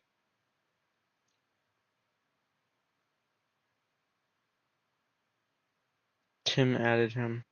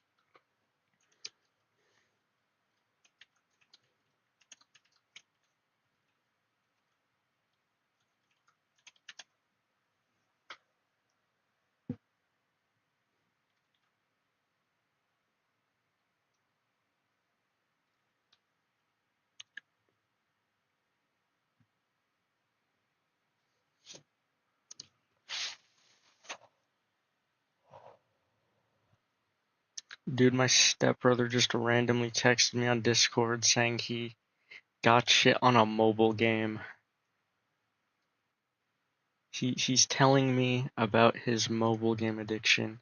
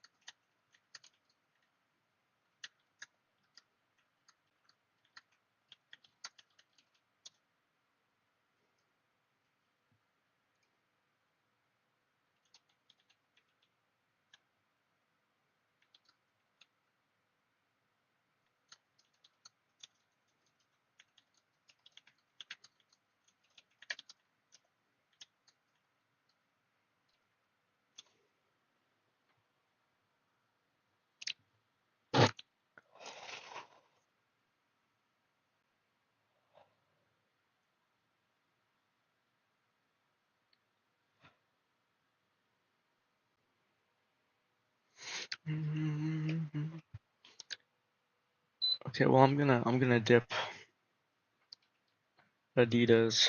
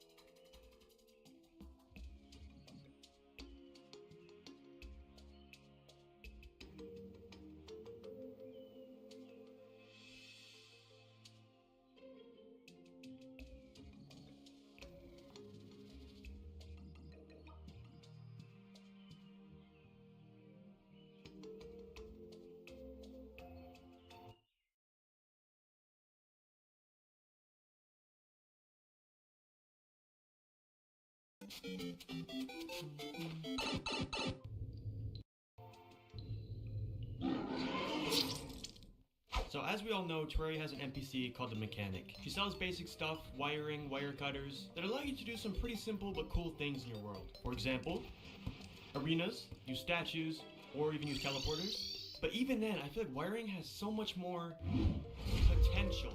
I mean, guys, you have games like Minecraft where they have the same simple mechanics, and yet people make insane contraptions that you just don't really see in Terraria. So why don't we have that in Terraria? It's possible, but these builds just need to be discovered and created. So today I'm gonna learn everything I can about wiring, and I'm gonna try to make the best machine I can, and hopefully discover and invent something that's never been seen before in Terraria. These are the tools that'll be placing wires. There's also a wire cutter, which allows you to remove wires. Oh, I'm still recording? You guys aren't supposed to see this. Guys, first I gotta study. I gotta make sure I know the basics, okay? We're gonna look at some videos to just get a better understanding of wiring in general before I go create like the mega project. I mean, how am I gonna invent when I don't even know the basics, dude? So first I went and checked what other people were making to check like the limitations. And I gotta say, I was kind of wrong. People are making some crazy things inside of the game Terraria. But none of them are really practical. None of them are really made in like vanilla worlds. It's all just giant computer, weird CPU type things, which are really cool. But I think when it's my turn, I'm definitely gonna make something more practical or just kind of like more fun. So pretty early on, I came across an item called the water pump, which really kind of like intrigued me because I've always seen it, but I've never made one before. The fact that you could literally teleport liquids in mass amounts, I had to make something with it, you know? So I started experimenting with it. I had an idea in mind and I started experimenting to see if that would be possible. Yo, we're getting somewhere. Okay, so it works. So theoretically, I should be able to make what I'm thinking about making. But first, I still wanted to test a few other things out before I got into anything. The first thing I wanted to test involves these statues right here. The King and Queen statue, which if you didn't know, it teleports a male NPC and a female NPC. Teleports a male NPC and a female NPC. A male NPC. A male NPC.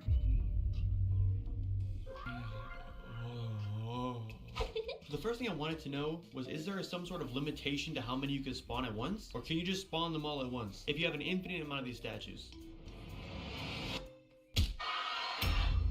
Bro, that's not even my fault. So after obtaining that knowledge, I tried to make like some sort of organizing NPC machine or something. That was the idea, where I could like actuate the bottom blocks and drop them down, depending on what NPC it was. But I just ended up giving up on that whole idea. And during that night, I tried to make some sort of eyeball capturing machine with just like the eyeballs AIs. I didn't come up with anything yet. So after that failure, I went to go do my original idea involving the water pumps. All right, guys, I made something, but I'm not sure if it's gonna work, and I can only use it once. So I hope it doesn't break. All right, here we go. Oh. This is a problem. Dang it! So yeah, this box was supposed to be made, and then the water was supposed to be pumped out, so I'd have like a place to live, but they didn't work. They didn't pump the water. So the yellow goes here, goes up here, goes over here, gets activated from this pressure plate, and then it's supposed to release the water up here. Oh, bro, the pressure plate, it wasn't connected, bro. Okay. So as simple as this seems, we ran into more issues, and I had to go through the trials and tribulations of this. The problem was I needed the water to constantly pump out and suck, but with the pressure plate, it would only pump out part of the water and then stop. So I added a 1 second timer, but the 1 second timer would just turn on for 1 second and then turn off. So we had the same problem again, and I just had to keep testing. Eventually the problem ended up being the type of dart trap I was using. I don't know how, like how does that make any sense, but I think we got it. Okay, we're boxed up. And the water's draining, let's go. This is actually pretty sick. Alright, so I've been crafting up, boys. I got something here. You ready? I don't think you guys are ready. Boom, a working water fountain. It doesn't look exactly how I thought it would, but that's fine. It takes the water from down here, puts it up there, and just keeps reusing it. So I've created something. Damn. I think it's pretty cool. Oh, that needs to not be on. I like to call it the human extractinator. Oh, hell no! You know, we all know about the extractinator and the chlorophyte extractinator, but now the NPC extractinator. let me show you what this bad boy can do. Let's get rid of those guys real fast. No, actually, let's return them. Okay, it basically lets you shuffle through NPCs and lets you decide which ones you want to keep and which ones you don't. So simply turn on this to spawn dude NPCs, or this to spawn female NPCs, and then you could use this lever to change the direction and save them, or this one to kill them. But you're probably wondering, like, bro, why would you do this? Like, that's kind of cool, but you know, it doesn't really serve any purpose. Well, that's where you're wrong, okay? So why would I want to kill NPCs? Well, it has a lot to do with how the queen statue and the king statues work. So every time they're activated, it spawns a random female or male NPC. But what if you only want one NPC, like the nurse or the guide? You can't really decide which one you want. You're just gonna get a random one. If you make an NPC extractinator and kill every NPC except the one you want, then basically the statue only teleports the NPCs you want.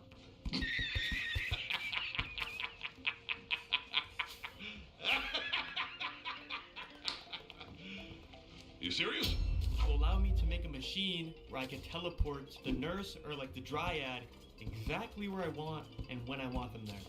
Alright, so I'm in an arena where I can just like teleport NPCs to me wherever I want and whenever I want. So now we have to cycle through and only get the dryad. Because if you don't know, the dryad actually like gives you 8 defense or something like that, which is near you. Now we just gotta cycle through everyone. Hey. Alright, sorry. There you go. So sorry. Hey. What? She came back. No, thank you.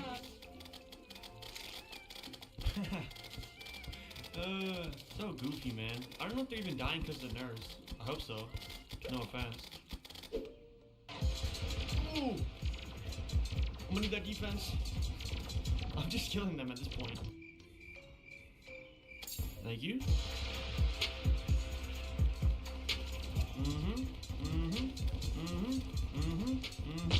Oh, there. Oh, that's not good.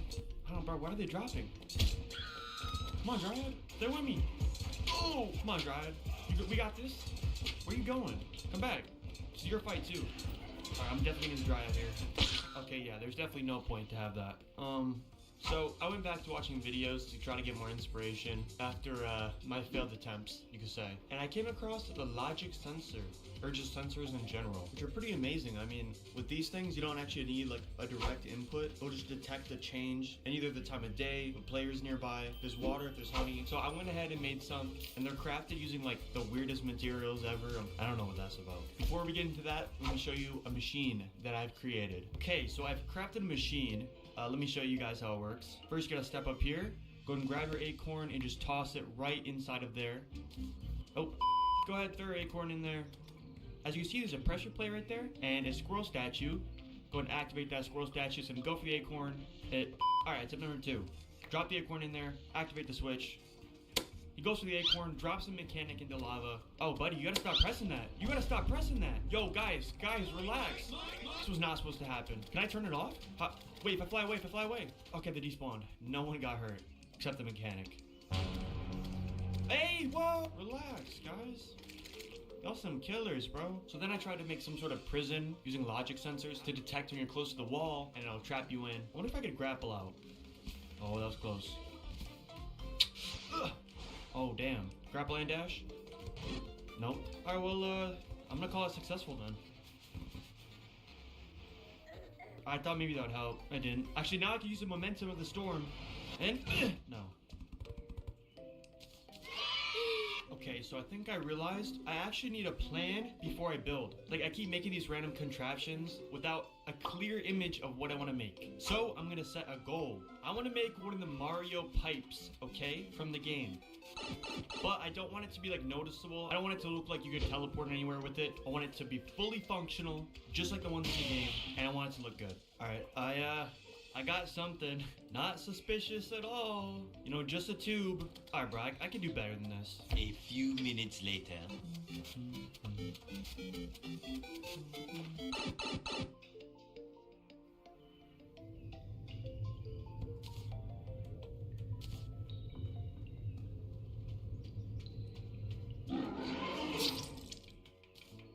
Yeah. This actually doesn't go anywhere. There was no skeleton in here. I think it's pretty cool. If you're wondering, I just used like an activation sensor right here. So when you press against the thing, boom, you teleported. And at the same time, there's actuator blocks on the teleporter, so you normally can't see it before using it. I think it's pretty cool. Alright, let's try to make something actually like practical and useful. The plan is to make a life fruit farm where every day and night cycle it'll automatically go off, harvest all the loot, gather it all, then I'll use conveyor belts in whatever method I can to get it all the way to my base. So basically every day I'm just getting life fruits. And it's important that I test something real fast. If we actuate the blocks beneath the Plantera bulb, does that spawn Plantera? Okay, so it does.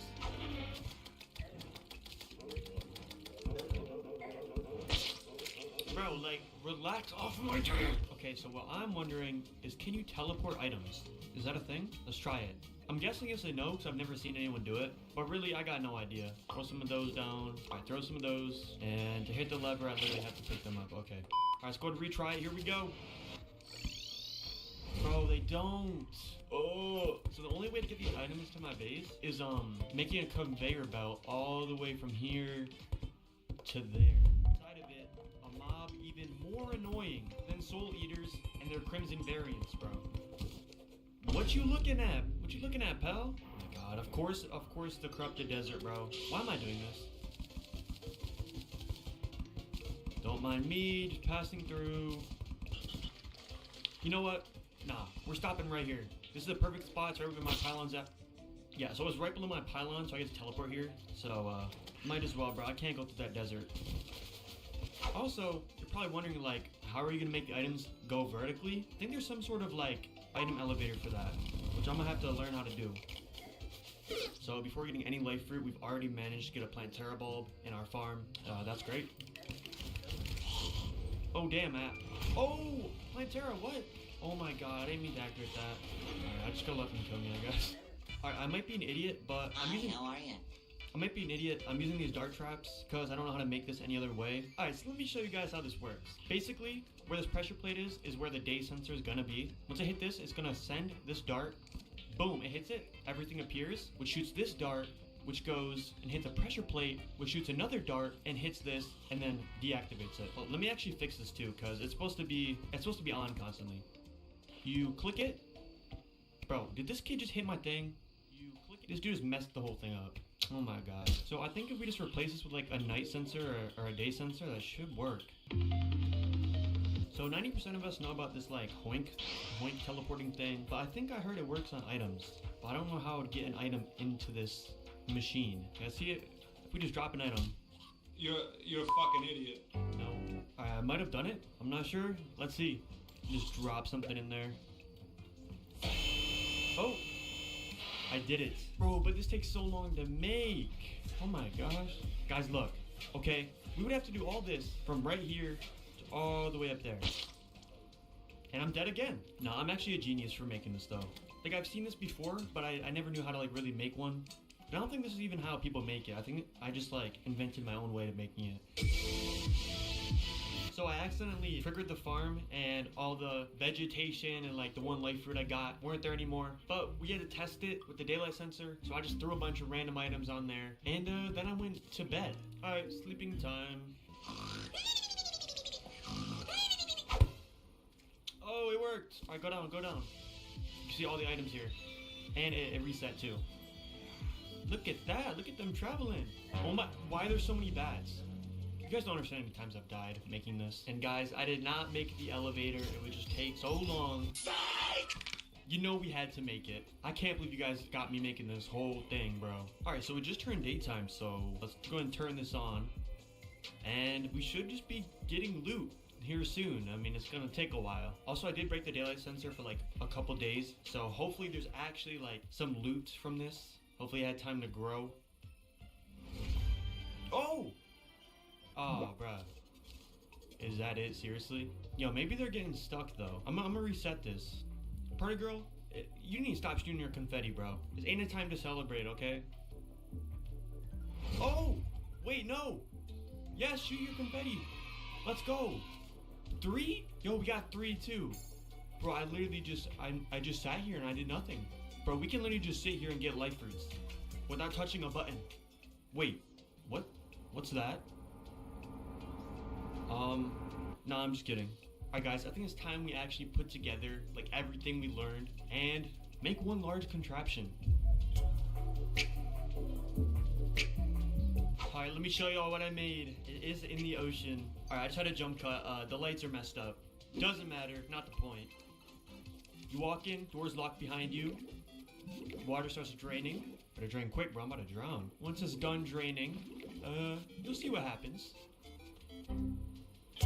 Once it knows the water is all drained, the door will open. So the lights are... So, head over here, you walk into this room. Not much to see here until, you grab your penguin buddy, okay? You walk over here, and you place him in there. Door opens. What could be down here? You drop down, kill the penguin, and... Mario? Here we go!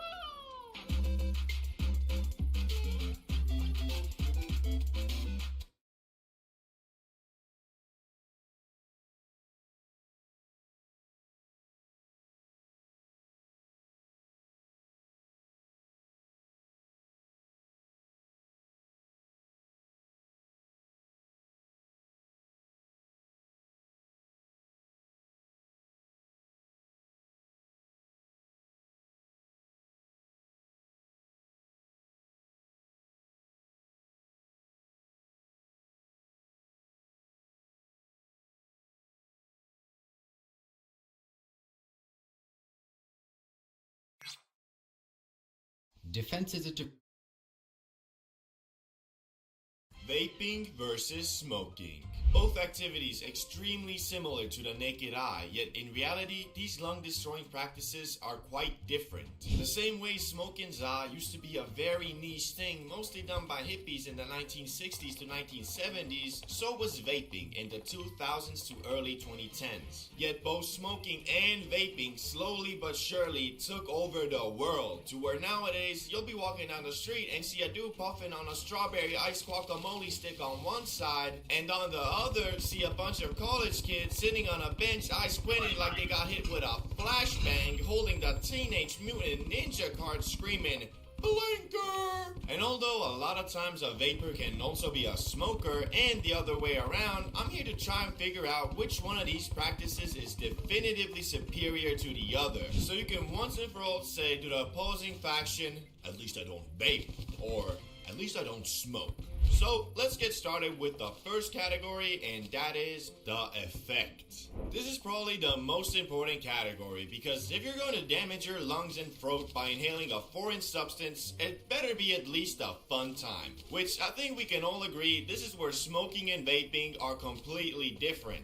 With vaping, the high you get, if you can even call it that, is a buzz in your body, lightheadedness, bit of an increase to your social battery, and of course a small dopamine boost. But here's the kicker, you only feel this effect like the first couple times you do it, and later mostly only in the morning on your first puffs. So the action of vaping just kind of becomes a mindless habit where you're doing it not for the effect, but just because your body is telling you, hey, it's been like 30 minutes, you should really go and rip that 99 Nick Strawberry Mango Punch. Whereas the high you get from the grass is actually what you're inhaling it for, and although the effects vary from person to person, they usually consist of better mood, increased appetite, aka the munchies, laughter, the increased significance of your thoughts, creativity, laziness, sleepiness, etc.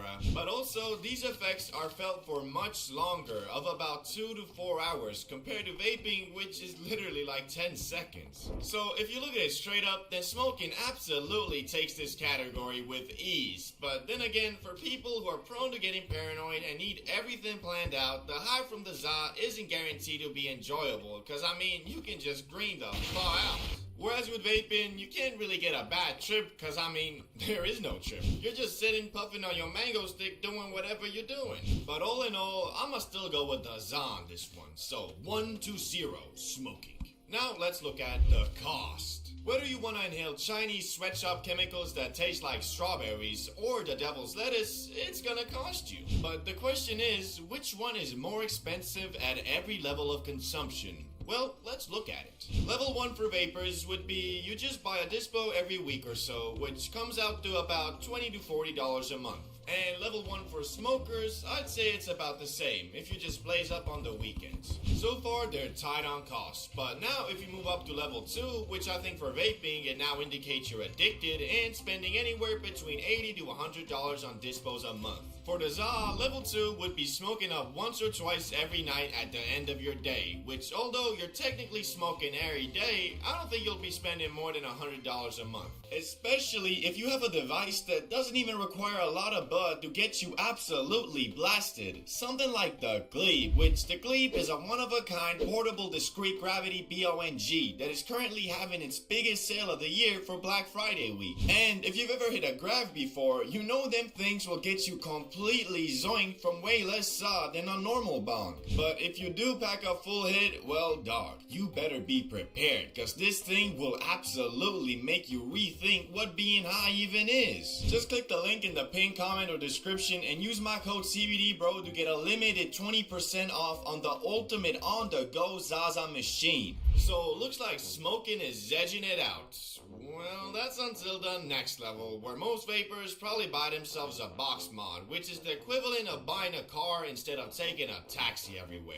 And on the other end, here's where smoking za can get a bit more expensive. At level 3, you blazing 24/7, and you're high not just at the nighttime when you're done with your day, but also when you're going through your day. And because of that, your tolerance has gone up a lot, to the point you having to spend over $200 a month just to continue your za smoking, which don't let it get that far, please. It's really not worth it. And at level 3 vaping, because you can just get a box mod eco nick machine, your costs ain't really go up that much. Shit, it might have even gone down. So basically, at the higher echelon of being a nick fiend, it's much cheaper than being a 24/7 high stoner. Which would mean vaping wins, right? Well, technically, yeah, but to be honest, is it really a good thing you can puff on your lung cancer strawberry ice machine for so cheap? I don't think so, and honestly, I'm kinda happy about how if you smoke up 24/7, your tolerance will evolve to a point you have to drop a bag every month just to keep up with your dependency. That being said, I'ma have to leave it at a tie here. 2-1 smoking grass. Now it's time for addictiveness. I think this one's a no-brainer. Nicotine is obviously more addictive, right? Well, yeah, but there are some more aspects to this comparison, like the fact even if you're completely addicted to Nick, you can go about your everyday life just the same, cause it doesn't make you slower mentally, nor lazy, nor paranoid. It's just slowly but surely giving you lung cancer. But with za, if you really start abusing that shit, it'll affect your everyday life, cause it can lower motivation, make you less driven, slower mentally, and hazy. But all of that is only if you let yourself get that far, which is much harder than with Nick, cause the za is just less addictive than the mango stick, meaning with vaping it can literally take just one puff to get you hooked, but with the za it's more like an experience. So although you might have a great time your first high, you won't be in the school bathrooms the next day like, yo, you think you can give me a couple puffs off that? Haven't did anything in hours. Really? Give me those.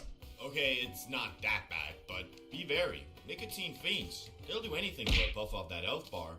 For real. Anyway, this point goes to the grass yet again, because of its much less addictive nature. 3-1 smoking. But maybe this next category will ignite a comeback for vaping. Availability. Nick sticks are sold everywhere, from gas stations to smoke shops to shit, some grocery stores. And on the other hand, the Zaza, if you're in the United States, where let's be honest, you probably are, you can get them at dispensaries or your local Pablo Escobar, the plug. Which unfortunately, dispensaries are more of a luxury that only legal state citizens in the US are afforded. And for the rest of us, we have to deal with the lawless, sometimes sleazy creatures called plugs. I mean, for real, why the fuck do I, a law-abiding citizen, have to deal with criminals on a weekly basis just because I want to relax and eat some double-stuffed Oreos on a Friday night? But if I want to get shit-faced drunk and go outside with the homies committing 3 counts of disrupting the peace, 4 counts of destruction of public property, and 58 counts of, yo, what's that guy looking at?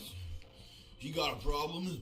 Then that's totally fine. So I think we can all agree vaping takes this one. 3-2. Now time for a category which will either tie it up or secure the major take W for smoking. And that is the community. Vape Nation versus yeah, man. Or at least that's the stereotype. In reality, it ain't really like that. Although, from my experience, vapors are more extroverted because they're always vaping in a circle in the damn bathroom, chit-chatting about their flavor. developers. And smokers are more introverted and chill, who would rather sit down and play some modded Minecraft with the homies than go to the club. Oh, and if you're looking for a place where you can find more people like that, then why not join the CBD Bro Discord? We also just hit 5K members, so join the revolution, the weed revolution.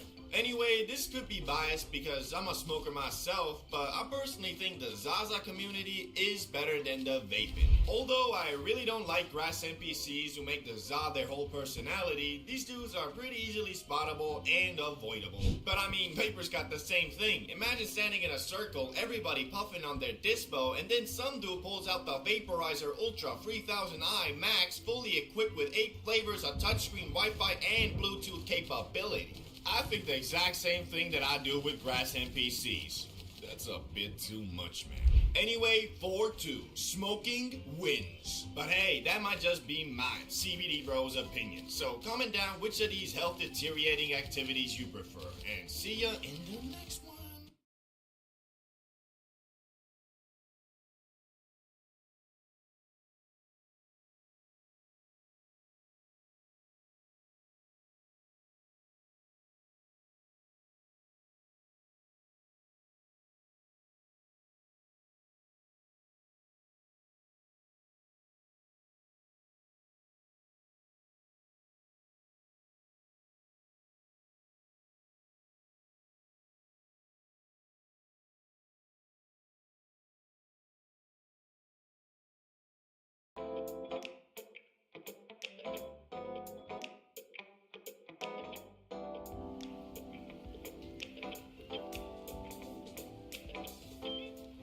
Hey, it's the highly anticipated cigarette tier.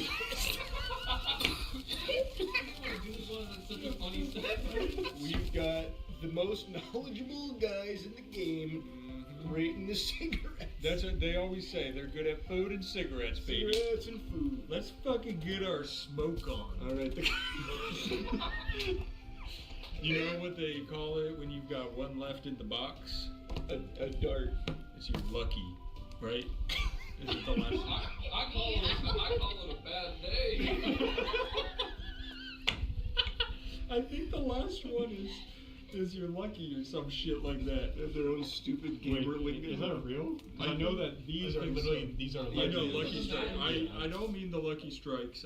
Here, I'll look. Yeah, look up cigarette terminology. Yeah, cool cigarette lingo. Yeah, so that way we don't look dumb. I thought you guys were real chuffers, but you're The last cigarette is a lucky cigarette. Cool. If you lived long enough to smoke it, you were lucky. If you can't, it sounds like it probably came From war. Yeah. So that's you lucky. All right. Well, I gotta. And we're lucky because we have so many. Yep. Smoke. That's part of it, like filtering. Oh yeah, wait. Oh. We didn't. Well, it's open now. So No, these no, are- not in. It's still closed. I just took the. Oh god. Oh, is that a big It's part like of Christmas experience? morning. Oh yeah. wow. Yeah, we're fiending. All right. I just want to one more time, just a little stronger. Don't fucking smoke cigarettes. Yeah, it's like- disgusting. Watch yeah, this. yeah. That's Okay, not how they yeah. open. Okay. You would not have survived the war. You like this? Oh. Is that how you do it? Like that? Is that the right? You get how much is a box of like Marlboros? probably like $35. Okay, I was like, what the fuck? Is that what I was about to say? You get a lot in. Oh, I get two. Oh No. I was splitting them. All right. So They feel like a new Pokemon card, but like a common one, not yeah, a shiny. No, this feels like the cards you get now in the packs, where it's like the little code that you can put in. Oh, the yeah. store, and you just throw them out. Yeah. Okay, so That's not how you have to hold it like that. I feel like there's a few different ways to hold a cigarette. Yeah. What are the Yeah, techniques? most people will go like this, I feel like. But the real cool ones, they're here. You know, the real edgy people always hold it like this, or I see. No, they don't. This is how cool people hold it. You gotta. What? Conquito. Yeah. Oh. Our attempt to Rubber dog not mirror. make cigarettes look cool is failing horribly because we're like, this is the right way to do it. Here's how you look fucking awesome. So like this. I was feeling kind of. And if you're a little tired from the day, you take your thumb and you rest it on your jawline. Like Or if you and your significant other like to smoke, you do this. Oh, light each other. It smells of plum. Oh yeah, what's the? I didn't check the flavor profile. It's got to be plum, right? Fig It's- Newton. Do they come with ingredient lists? Tobacco. Yeah. Yeah, where's the nutrition facts? How many calories is one cigarette? All right. Well, you get a lot in the box. You also get a whole code up here. Well, yeah. What's the code do? Feel free to Is use. that where you register? Oh, that puts you in line for Moffat once you get cancer. I see. It's a waitlist pre-order. Yeah, I don't know. There's no. It's so weird. There's no I ingredients. feel like people get the picture that we don't like cigarettes, right? Yeah. I think. No, it's coming across. All right. All right. Yeah. That, Mouthfeel. I don't like that one. It's too chalky. it kind of feels like the paper straws they tried to switch to save the turtles. Yeah. I just want to get a little look inside here. Yeah. Well, yep. That's tobacco. That's tobacco. Okay. They didn't. All right. Didn't pull a fast one on us. No. So this will also be a secondhand smoke tier list as well. Got it. Oh, there we go. Okay, and then we just let it burn like a candle on a birthday cake, right? I don't think it fully. No. You gotta- I think you. What if we have Chelsea come puff it first? Yeah. to Can you get come the start? smoke? Can you come and start get the this smoke for in us? it? Come on, It's like Chelsea. a lawnmower. Oh, I can smell that bad there, boy. yeah, it's going. It's going. Oh, you're fired. We don't allow smokers. There. Give us like a taste rating. Yeah. How do you like that? Yeah, they're so bad. Smell wise, it just reminds me of like my grandmother's house. Yeah, that's what I was thinking. Does your grandmother smoke cigarettes? She used to when I was a kid. Okay, that Do you makes want to put that near your mouth? No, maybe just put it in the water, yeah. This reminds me of that smell is instinctual for me to go find somewhere else to sit. Yes. Yeah. F for Marlboro. F for sure. Yeah, I don't like that. These are full-bodied red. Real quick, I want to clear up some confusion around this video. So a lot of people thought that I deleted this trying to hide it or something because I was promoting cigarettes. I think you're going to very quickly find out this is not a promotion of cigarettes. It's just a fucking stupid tier list idea that we thought was really fun. And I also never deleted it at any point. What happened is I posted it 4 or 5 days ago as a members only exclusive early access unedited raw video. So for those that don't know what members are on YouTube, it's like subs on Twitch. I've had them on my channel for like 5 or 6 years now and never did anything with it. It was just fucking worthless. And I finally decided after learning that there's a lot you can do with it to finally give it value. So one of the things I've been doing is posting videos early and the unedited versions, uncensored versions of them. And that's what the cigarette tier list was. So when people saw that it was there but couldn't access it, they assumed it was something I deleted because it was controversial. That's not the case. It's just something I've started doing now to actually give value to the membership tiers. So I'm posting exclusive content as well as early access, uncensored, unedited versions of videos. Wow. Oh, that comes with a coupon. Where? Oh, This one has a cool. oh, those are off of my next. Wait, they have gold and you didn't get a gold? I think most people usually You would have just looking at The blue pack.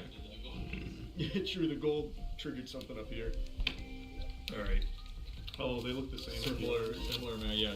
Also looks like a How was the cigarette. opening experience compared to the first A one? little smoother, but I think it might be because I'm getting better at it. There's tobacco on my filter. F. F. Yeah.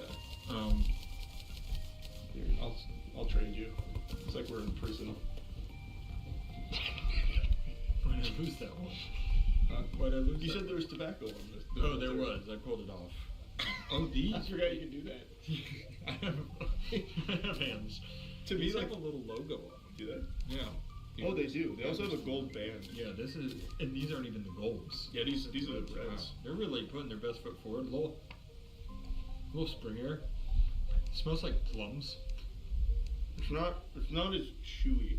Like Yeah. I had a harder time bending the. I was gonna say filter. this one's definitely a harder filter. Does that mean better or worse? You think? Breaking a rock with a big pick. This one has like a flavor on the packaging. So I'm just gonna show it there so I can go. See, I'm working. Oh, yep. Yep. Where have you seen that? You know they have like those chains around their ankle with the big weighted ball at the end, and they've got to break the rocks in the prison yard, and they've I got. think that's how chain gang smokes. Mm-hmm. Do you not? You look like a walrus.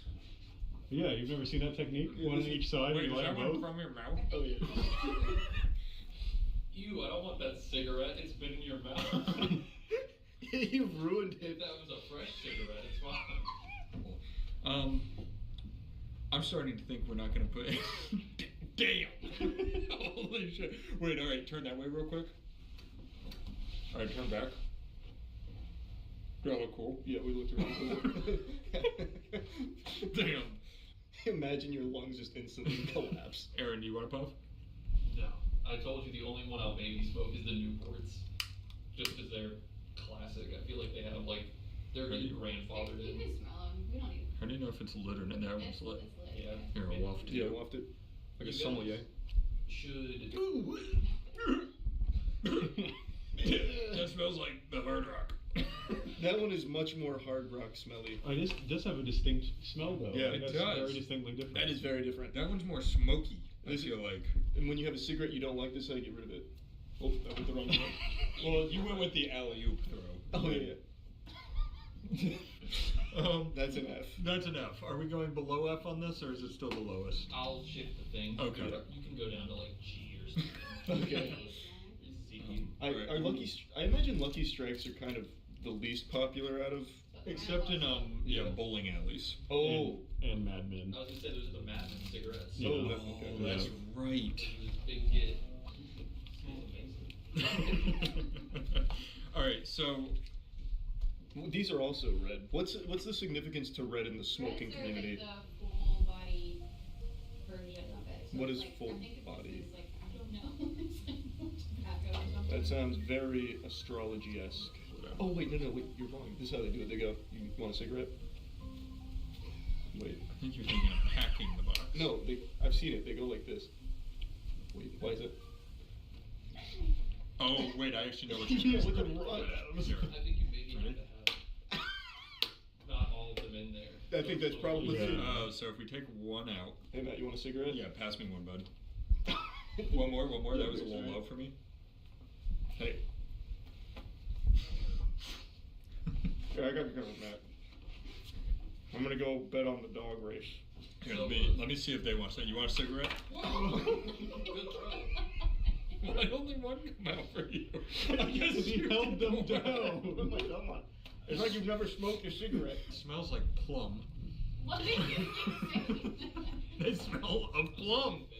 Fig. I said that. Fig Newman. It's a They fig. do have, like, that Thank little you. case. Yeah. I looked it up. Medium bodied is supposed to be like, it's almost like coffees where heavy like coats your mouth and stuff. Ew. The full body. I've always wanted that from a cigarette. Medium. All right, well That's awful. let's light this puppy up. Yeah. I bet this will probably be our worst smell yet. Yeah. This is the stuff we do for you guys. Ew, that one's awful. That one's almost chocolatey, I feel like. What? Do you think anybody's ever made tea with tobacco? Yeah. It's called the bong water. Is that what you use? That's what they were filming Yeah. dens with. Does anybody want Lucky Strikes? Ugh, I hated that smell. That was really bad. I actually, Lowest F yet. I'm finding it hard to differentiate between how much I hate them. I'm gonna go F. Yeah. Yeah. Now, I know the Newports. I was around when they invented Newport. The secondhand smoke's already getting to you, eh? it's the cancer. Oh wow, that looks like a chocolate bar. It's what you gotta do with this, you gotta pull it straight. Nice. That's not the way to do it. You know what's really cool is we just put on our brand new merch and it now smells like cigarettes. never worn this before. So if you want some that doesn't smell like cigarettes, this is brand new on moistglobal.com, baby. Go pick it up. We got hoodies, we got joggers, we got shirts, we got bags, and we got slides. Yeah. Let's smoke a Newport. Oh, they even have Newport on the. I wonder why they all do the same like color pattern. It's very weird. Yeah, like Like give give it like a bowling ball, like Why- polyurethane coating. why has nobody tried anything else? You gotta put some more elbow grease in it. There she goes. There it is. That's the good stuff. Right in tobacco everywhere. The cigarette itself is flimsier, like Yes, not very- packed as tight. Very malleable. I remember when they first invented chocolate. I mean, Put it in your mouth. Why are you flinching when I... Because he's so excited about the Newport. That was a very smooth It's hitting pull. now. That was a smooth pull on That the actually- dot. Ooh! that one might go That smells like a minty. bowling alley. It's kind of Yeah. minty. It like actually had a little bit of There's something in it. menthol. Yeah. That smells like a bowling alley on like a Thursday night. That does. So I had my ex-girlfriend would smoke whenever she was drunk. And I hated it, so we broke up. So that Like every single time she drank, she did. she would smoke a cigarette. Pall Mall. Feels I don't think I've very- heard of these. I haven't either. It's very regal. These are Class A cigarettes. Rich of you to think you can influence our opinion.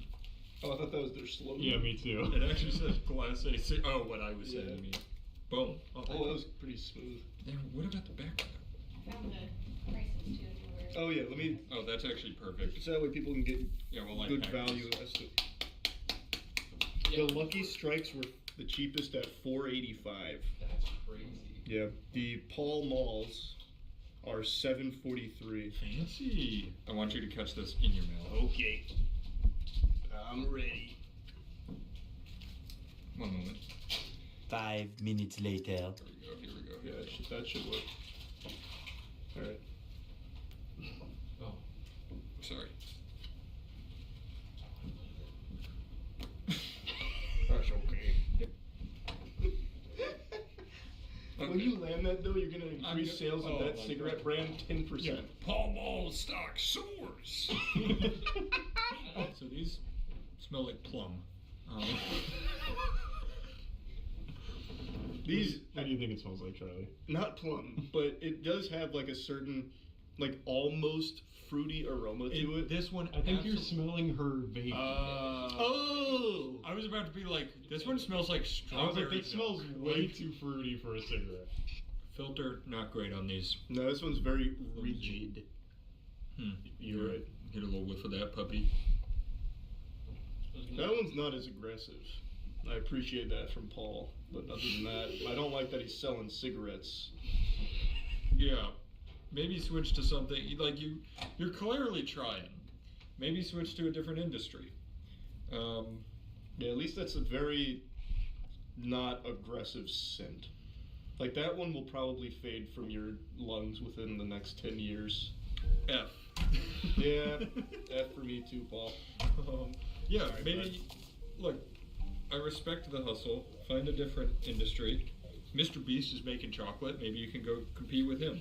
Imagine the Pall Mall chocolate bars. Oh, I mean, look at the rapper. Though. It is They a did cool they rapper. did a great job. Mr. Beast. Oh, Mr. Beast in the cigarette industry. Mr. could be Beast could do something really funny. it. So next up is the most expensive cigarettes. This one is? Yep. Parliament. Parliament at $10.40. Holy shit, that shit better be spice. Let's go. I've smoked one full cigarette in my life and I hated it. It was Was a it- black and mild.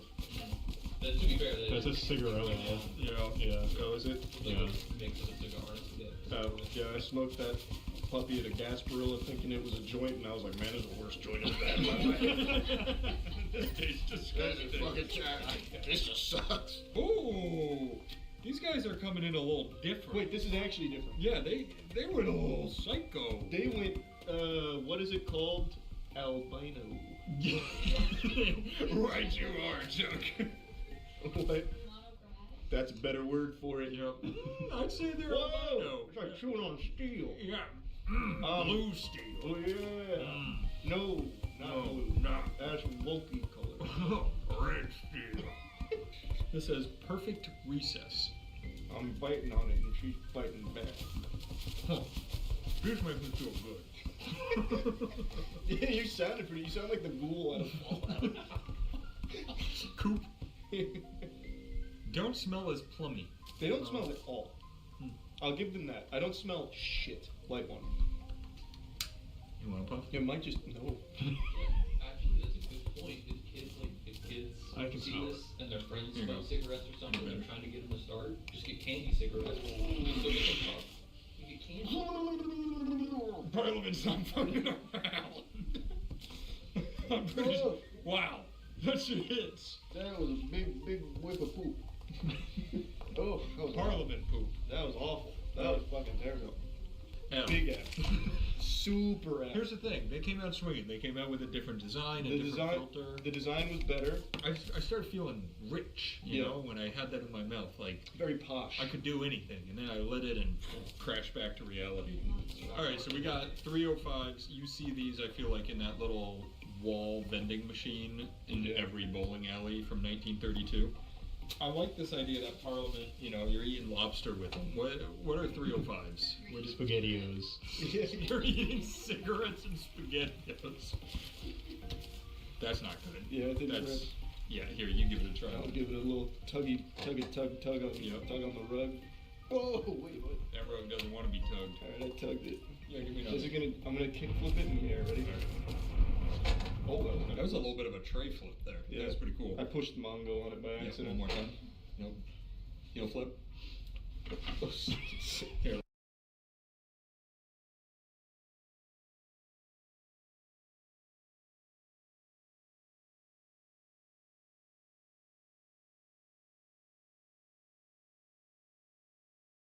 Welcome to another riveting story time from my compendium of social ineptitude. Today's story takes place during high school when I thought breakdancing was the dopest shit.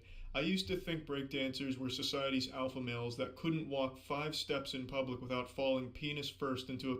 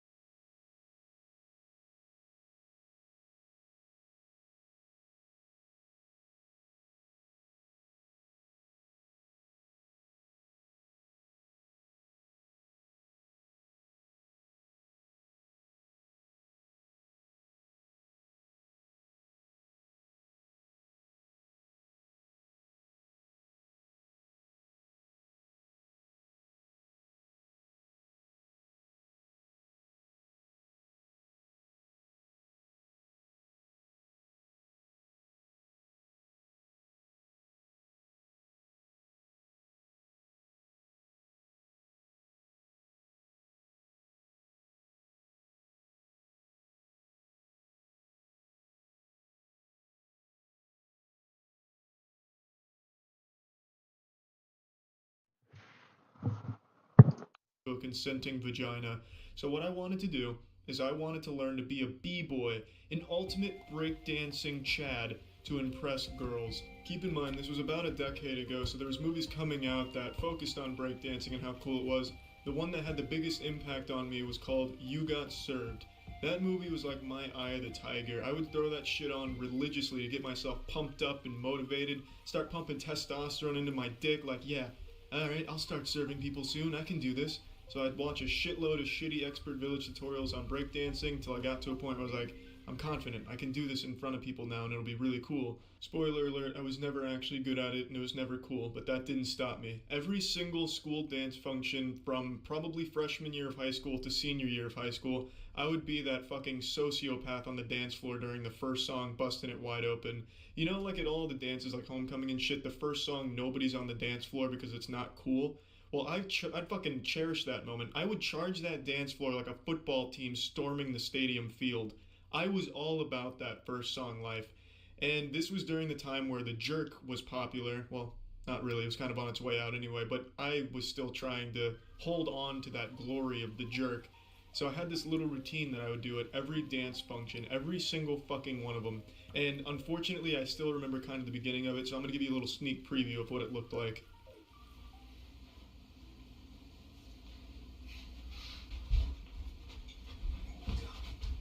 Jesus fucking.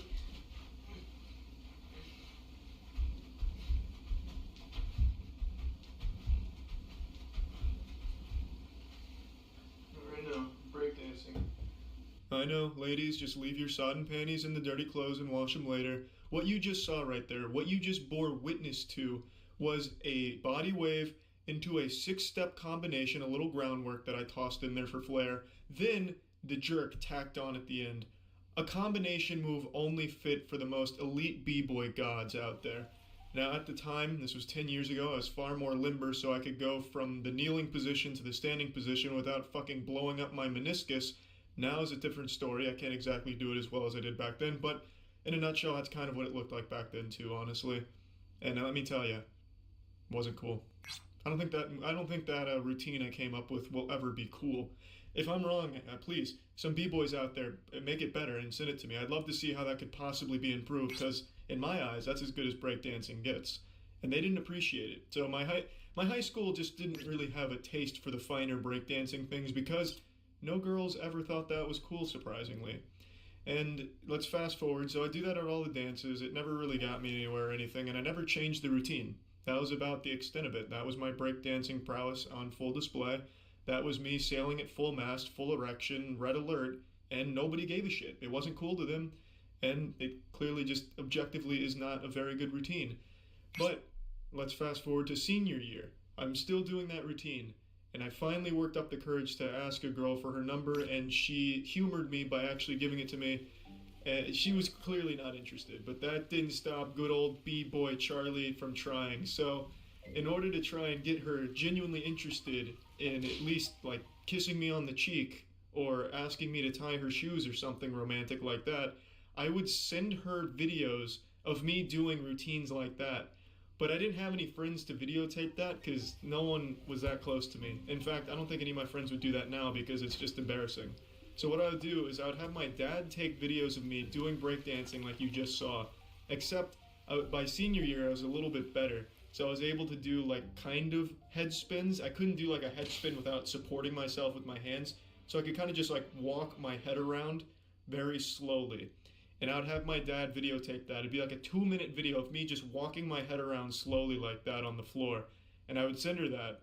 And she was such a fucking sweetheart. She would send me things like, "That's so cool," or "Rad." Just, man, it was pathetic. Genuinely pathetic. So I'd continue to do this. And then she stopped replying. That's how that story ends. So, in a nutshell, I still think, power moves and breakdancing are cool as shit. I can't do them. My body just wasn't made for that type of activity. But I respect the men who can, and I still think that's cool. But the lesson here is, if you're not good at breakdancing, don't try. Don't use it to impress people. Definitely don't do it at parties or at bars or at school dance functions or anything. Just keep it to yourself. And definitely don't have your father videotape them, because that's equally as embarrassing. And trust me, I wasn't shy about telling her who videotaped that. I said, "Look at what my dad just filmed me doing," like it was some type of candid photo shoot or shot. So, the lesson here, just, don't be a fucking idiot, I guess. There's really no lesson here. I don't think there's a lot of people out there that are trying to breakdance to impress girls in 2018. Now it's all about your Fortnite wins. But even if there is still that splinter cell of dudes out there that are blood, sweat, and tears pouring cum into the breakdance art, make sure you're really good at it before you show anyone that shit. Trust me. It'll save you a lot of embarrassment. See ya. Anime is a word that inspires confusion, fear, and boners. On the surface, it's just another form of entertainment, but what it actually is a weapon.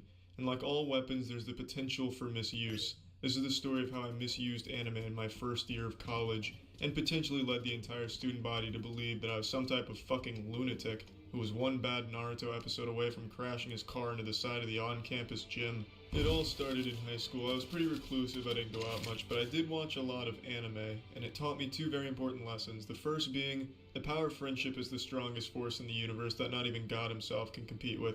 Friendship probably led to the Big Bang creating our fucking universe. The second lesson being, the mysterious guy is always the coolest guy that big-titted girls want to fuck, and smaller-titted girls want to fuck. And I really took that lesson to heart, and I super shouldn't have. Absolutely not. But I did. And what happened is, as I graduated high school, I realized that college was my chance to really reinvent myself and change what people think about me, my perception, because no one knows about me. In high school, everyone knew me because I went to a small school, so I couldn't exactly just kick down the door one day sporting a leather jacket and riding a Harley Davidson and have everyone think I was super cool all of a sudden. They'd probably just think I was possessed by the spirit of a 40-year-old father going through his midlife crisis. But in college, nobody knew me, so I could be anything I wanted to be. And man, I wanted to be the anime mysterious guy. And holy shit did it lead to a very embarrassing and lonely first year at my college. So my college anime opened up with an incredible season opener, just a beautiful introduction. On move-in day, the literal first time setting foot in college soil, being an adult, a full-grown, full-hairy, penised adult on a college campus. On move-in day, I had my dad helping me, and going to my dorm, moving in the elevator, there was a girl and her father who were moving in. They're on the same floor, and my dad was talking to her dad and her a little bit. I didn't say a word. I was too cool to say a word. My dad tried to throw me into the conversation, so he asked me a real softball question that even a toddler could fumble his way through. I don't remember exactly what he asked me, but it was something like, "Oh, are you excited to move into this dorm, Charlie?" And I'll never forget my response because I remember this verbatim. I said, "You know I can't talk about that, Dad." I don't know why I said that. I guess in my head I thought that she would think that was super fucking dope, like I was some type of super secret agent that can't talk about his opinions. But really it just came across like, wow, this is a guy that I should be afraid of. But I didn't, at the time, it didn't register with me like that was a weird thing to say. I went through the rest of that day being really proud of that, like, damn, fucking nailed it in the elevator. College is gonna be great. I just expected, like, if we saw each other in the hallway, she'd just be overcome with ecstasy and just charge me like, "Charlie's son," and then give me a smooch on my smoochers. But in reality, as you can imagine, that never happened. And that was really just setting the tone for the rest of that entire year for me. I wanted to, and luckily Kaya talked me out of it, I wanted to put an Xbox disc of Psychonauts around a chain on my neck, so that way people would know that I like Psychonauts. It's not exactly mysterious because I'm kind of beating you on the urethra with, I like this, I'm clearly wearing it. But I was like, this is so different. This is totally what an anime guy would do. This Psychonauts on a chain on one for the rest of that entire year for me. I wanted to, and luckily Kaya talked me out of it, I wanted to put an Xbox disc of Psychonauts around a chain on my neck so that way people would know that I like Psychonauts. It's not exactly mysterious because I'm kind of beating you on the urethra with, I like this, I'm clearly wearing it. But I was like, this is so different. This is totally what an anime guy would do, like the mysterious guy. Another thing that I wanted to do, and Kaya again talked me out of it, he really saved me from having an even more catastrophic freshman year of college, is I wanted to carry around a deck of cards and do magic tricks at house parties or just around campus to really make people be like, damn, that was cool. I need that guy's number. Who was that guy? That guy's super cool. Let's invite the magic deck guy back, the magic card trick guy. That super awesome and fun guy. I didn't end up doing that, but I did used to do some magic tricks at house parties, which is still embarrassing, but the cards were already there. I didn't bring them or like come up to people, hey, you want to see a fucking magic trick? They were at least there. It made sense at the time. But bringing them around like a mysterious guy, keeping them in like a Ziploc bag, there was no coming back from that. If I went down that destructive path, I'd probably be behind bars right now just from scaring the general populace. Like, what is this guy up to with this deck of cards? This is a maniac. Get him off the streets, this menace. But now let's talk about the things that the social savior Kaya wasn't able to prevent me from doing. One of the biggest ones that I can remember is I used to go to clubs because I obviously wasn't really getting invited to house parties. Because who's going to want to invite the guy who doesn't talk because he thinks it's cool not to? Like, I would blatantly just avoid answering questions in class. If I got called on, I'd just blow it off like, oh, yeah. I wouldn't even give like a yes or a no. I wouldn't be like no, I don't know the answer. I wouldn't even give the answer. I'd just be like, oh, yeah. Just like fucking mumble it out like I was fucking overdosing on Xanax. So obviously no one was going to come out of their way to invite me to a house party. No one got to know me my freshman year. So I'd go to clubs by myself. And one time, it was New Year's, and I had these light up New Year's glasses, and they were some pretty fucking cool glasses, not gonna lie. And I was wearing them around my neck because they were so bright I couldn't really see. I was basically just flashbanging myself when I was wearing them normally with the lights going on and shit. So I had them around my neck, and this girl came up to me and started talking to me about them. And instead of like answering any of your questions, I was playing it the same way I did everything else. I just didn't say a word. She said something about my glasses, but she fucked up and called them a necklace. She said something like, I like your necklace, that's a cool necklace. They're glasses. How dare you fuck that up? But anyway, I just disregarded it and I stared at her blankly like a fucking robot whose programming just malfunctioned, or I just fell asleep standing up. But she kept trying to get me to talk to her, get me to open up. That goddamn hero, that trooper, she just kept really trying to pry me open, but it just wasn't happening. Getting me to talk and not be mysterious in my freshman year of college would be like trying to open up a dumpster and not have a wave of shit hit your nostrils. But she kept trying. She pulled out her shirt saying, do you like my shirt? And it said something like, short girls know how to have fun, or something like that, or something to that extent. And I glanced at it, and then I immediately went back to staring at her without commenting on the shirt or even saying a word. I didn't make a noise. I didn't even make like a caveman grunt, like a Tim Allen. I didn't do anything. I didn't make a single audible noise. So I was basically just a fucking statue there. She tried again. She said something else about my necklace, and this time it must have just struck a chord, because I remember I pulled them off of my neck slowly and I put them on my eyes, and then I flicked them on the next setting, which was like this intense, glowing, like strobe light shit, like some blinding, banging strobe light shit. And then she walked away. I still didn't say anything because I just put them on my eyes and then turned that setting on and kept staring at her, so I don't blame her for walking away. And that was really when it hit me, like, you know, maybe being the mysterious weirdo isn't going to pay off. But I still committed to it. I still kept going past that. That was New Year's, and we still had another 5 or so months of me being an odd, weird, anime-inspired, mysterious loser. There's really no other big events that really stick out to me. Just a bunch of small stuff that I kept doing throughout the entirety of my freshman year. Like if it was raining and everyone was like, oh fuck, it's raining and I forgot my umbrella, I'm just gonna wait it out. I'd walk right by them, just kind of like wiggle my way through them, and then I'd just walk out in the rain like I didn't give a shit, like I didn't even know it was raining. Like I'd pull out my phone, much to the detriment of my phone, just be like, oh, rain? Too mysterious to feel rain. I really don't know why I ever thought walking out in the rain looking like some kind of dumb asshole would be cool or mysterious, because it doesn't fit either category.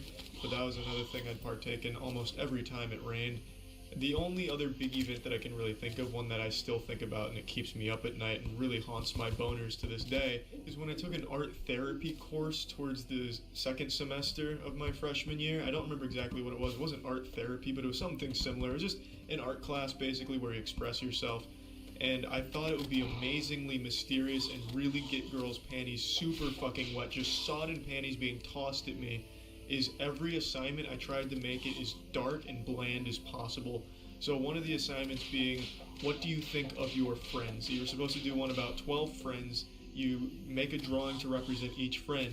And for mine, I did the same thing for all of them. It was a black box. I don't know why I don't know what at all was my thought process with that, but I just did 12 black boxes to represent all of my friends, and when I was supposed to present it, I gave them each a name, and I did name 12 friends. I'm kind of more acquaintances. I didn't really have any like super close friends or anything, but I did name 12 people that I knew and who also knew of my existence. And that just made me seem like I belonged in an insane asylum looking back on it. But at the time I was like, oh, girls love the troubled artist, the mysterious troubled artist. This is beautiful. There's gonna be tears in their eyes. I already know it. I'm gonna get an A on this project. Spoiler alert, I didn't get an A because she thought I just blew it off and goofed on it, so I got a D because I at least turned something in. But even still, I drew 12 black boxes. That's some shit that you see in a horror movie, like when the weird kid's scribbling shit on paper in a black crayon, and then you find out that the kid's actually a demon. That's that kind of shit that I presented to the class, and there's no doubt in my mind those students walked away deeply disturbed and afraid of me from that moment on. So, you know, that's how I spent the entire first year of my college experience, emulating the anime mysterious guy. It wasn't until I moved out of my dorm and in with a new group of guys who put the kibosh on that shit and taught me how to be social, because they did not want to be living with some fucking weirdo that's trying to be an anime mysterious guy. So that's kind of that's how my first year of college went. The lesson to take away from this is don't emulate what you see on anime, because it's just not gonna fucking work. Unless you have some like superpowers that you might, like some really fucking cool superpowers, you might be able to get away with being weirdly mysterious, but I didn't. The only superpower I had was being below average male height. But if you have some cool superpowered shit, maybe you can emulate anime to some extent and still be cool, but I couldn't. But I wouldn't recommend it to most people, the non-superpowered people out there. To the people that aren't X-Men, don't try and be an anime mysterious guy. Don't be weird. That's it. See ya. What's up, everybody? It's Critical. For years, I've gotten emails asking me to tell more stories, so that's what I'm gonna do tonight. Cozy on up, pop a squat down by the fireplace, and listen to my nipples. Ashamedly, this tale isn't that old. It happened last year. After my long-term relationship ended, I had devolved into a socially inept husk. I had completely forgotten how to flirt or talk to females in a romantic way. It was bad. Every time I even tried to talk to a girl, I sounded like a troglodyte ODing on sleeping pills, and God forbid a girl ever made the mistake of starting a conversation with me. They would soon find out that I was fundamentally fluent in aphasia. This shit that was coming out of my mouth was just unintelligible. It was downright disrespectful to humanity how bad I was at flirting. But there's one night in particular that I still lose sleep over when I think back on. One event that to this day, when I'm about to ejaculate, makes my penis tingle in an unpleasant way. It was the very first weekend after my breakup, and I was going to a bar with my friends. I was going out with the intent of just drinking and having a good time and not worrying about anything. But my friend's sister insisted she wingman me that night, and I knew deep down in my soul that it would be a fucking train wreck. The night was darker than usual, the moon tucked away behind the clouds as if trying to cover its eyes and shield itself from the awkwardness that was about to unfold at this poor little bar. As if the moon knew just how shitty this experiment was going to turn out. But anyways, in my friend's sister's defense, she was an outstanding wingman, but the odds were stacked against her because she was trying to wingman a fucking sinking ship of social skills. So she was taking me to meet everyone at the bar. We met a ton of people. She was just dragging me along like I was her suitcase, except this suitcase wasn't filled with clothes or toiletries. It was just filled with awkwardness. And nothing too noteworthy happened. I managed to meet all of these new people without shitting my britches, which was a Herculean task. So that's an accomplishment that I'm very proud of. But then the very last two people we met will forever be etched into my memory. It was two attractive women, just casually drinking at one of the tables by the bar, as the bar was clearing out since it was getting late. The weatherman may have predicted cloudy with moderate humidity, but what he couldn't predict, what no one could have predicted, was the storm of awkwardness that was about to befall the area. My friend approached them the same as she had all the others, and as I trailed behind her, I could feel something deep inside of me pulling me, as if a future version of myself was trying to yank me away from the situation so I wouldn't have this memory. But alas, I disregarded the feeling and continued forward, each step towards their table, a new scar that I bear. We make it to the table. Small talk begins. Names are exchanged. I instantly forget both of their names, but I remember how I introduced myself to them. I extended my hand for a handshake like I'm conducting a fucking business meeting. Oh yes, ladies, I'll need the stock reports on my desk, 8 a.m. sharp. But the worst part of this gesture is when they do oblige my handshake, I kung fu grip them. I grab their hands hard as shit. It's like that scene in The Predator where Arnold Schwarzenegger and Carl Weathers get in the handshaking competition. Oh, they got you pushing too many pencils. Well, I was pushing too much awkwardness right from the get-go. So yeah, suboptimal start, bit of a rocky beginning. Chalk that one up to nerves though, you know, that's excusable. So my friend's sister starts distracting one of the girls. Oh, do you go to UT too? What sorority are you in? This and that. Working under the assumption that I am not a bumbling goober and can handle a one-on-one conversation with the other girl. Rookie mistake. I absolutely could not handle that in any capacity. It was abysmal. I have no doubt. I can say with confidence that it is the worst conversation she had ever been a part of, and probably to this day is still the worst conversation she has ever been a part of. With each sentence that I diarrheaed out, I could feel it getting more and more uncomfortable for the both of us. So, do you like alcohol? I mean, it's a good beverage. Envelope adhesives, how do they keep those damn things together? You know, some strong shit. Oh, some nice shoes. I like shoes. I wear shoes sometimes, too. I don't wear shoes when I sleep, though. I take shoes off when I sleep. I'm not weird. I don't take the shoes. It was fucking miserable. And this continues for about 15 or 20 minutes. I don't know how she resisted the urge to just puke in my face, but she just let me keep going. I'm just over here hooting and hollering about our universe being a simulation or some shit. And then eventually she gets so bored, and I'm confused because I'm having a conversation with myself in my head, and I'm having one with her. So I was just, by the end of it, I didn't know if I was talking to myself or talking to her. It was just a weird situation altogether. But she gets so bored, and she puts the kibosh on it. She says, "Look, I've been having a shit week, and I just want to go home with a guy tonight, okay?" And she puts her hand on my hand. And then I looked her in the eyes. We locked eyes for a minute. And I said to her, "Well, you're gonna have to hurry up because the bar is clearing out. I wish you the best of luck finding a guy, but if you don't find one, I'll eat your pussy for a little bit if you want." That is verbatim what I said to her in response to that. I could never forget those words. They're burned into my brain. The second those escaped my mouth, I became sober. I was inebriated going into it. I said that, and then I could have flown a fucking plane at that point. I could feel my asshole pucker. My anus was becoming the universe. It was like every cell in my body was being bludgeoned by a cactus. For me, this was proof that whatever higher power or creator exists, they truly don't care about this world. Because if they did, they would have sent a fucking wild ice cream truck to take me out right then and there. And the look on her face, I will never forget it. It was a look of pure shock, confusion, and anger. Every emotion a human is capable of feeling, she felt in that moment. And then she pretended to get a phone call so she had an excuse to leave. That makes her a good person in my book, because what she should have done is say, "Hey, get the fuck away from me, you creepy homunculus," or something to that effect, because that's what I deserved. She was nice enough to actually make it seem like she just had something else to do instead of just telling me to fuck off, which she absolutely had a right to do because she had just put up with my ranting and raving for 20 minutes, and then I basically just rejected her to her face with my last little humdinger there. So to me, that woman is a hero. Now to make matters even worse though, my friend's sister and the girl's friend heard what I said. It's like the music in the bar just cut out and everyone stopped talking right before I uttered those words. But luckily, she never mentioned it because I'm assuming she erased it from her memory immediately after, so that way she would spare her mind the anguish of trying to comprehend what the fuck I was thinking when I said that. But yeah, so that's the story. It was by far the most uncomfortable situation I'd ever been a part of and created. I mean, I did both. I was both the participant and the orchestrator. So it was weird, but yeah, that's the story. That's it. So yeah.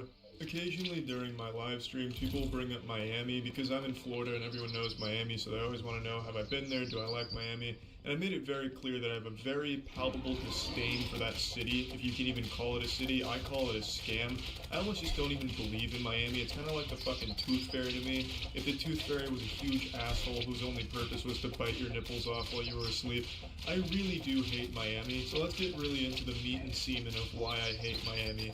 I've only been one time. It was my junior year of college, and my friends and I went for spring break. We were gonna celebrate it there, just go fucking wild. Yeah, Miami Beach party. Oh, tits all over the place. Look at all that ass, and look at all these beers and alcohols.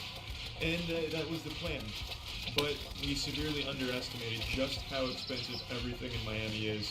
We knew it was going to be a bit pricier, but not even Jesus Christ himself could have convinced us it'd be as expensive as it turned out to be.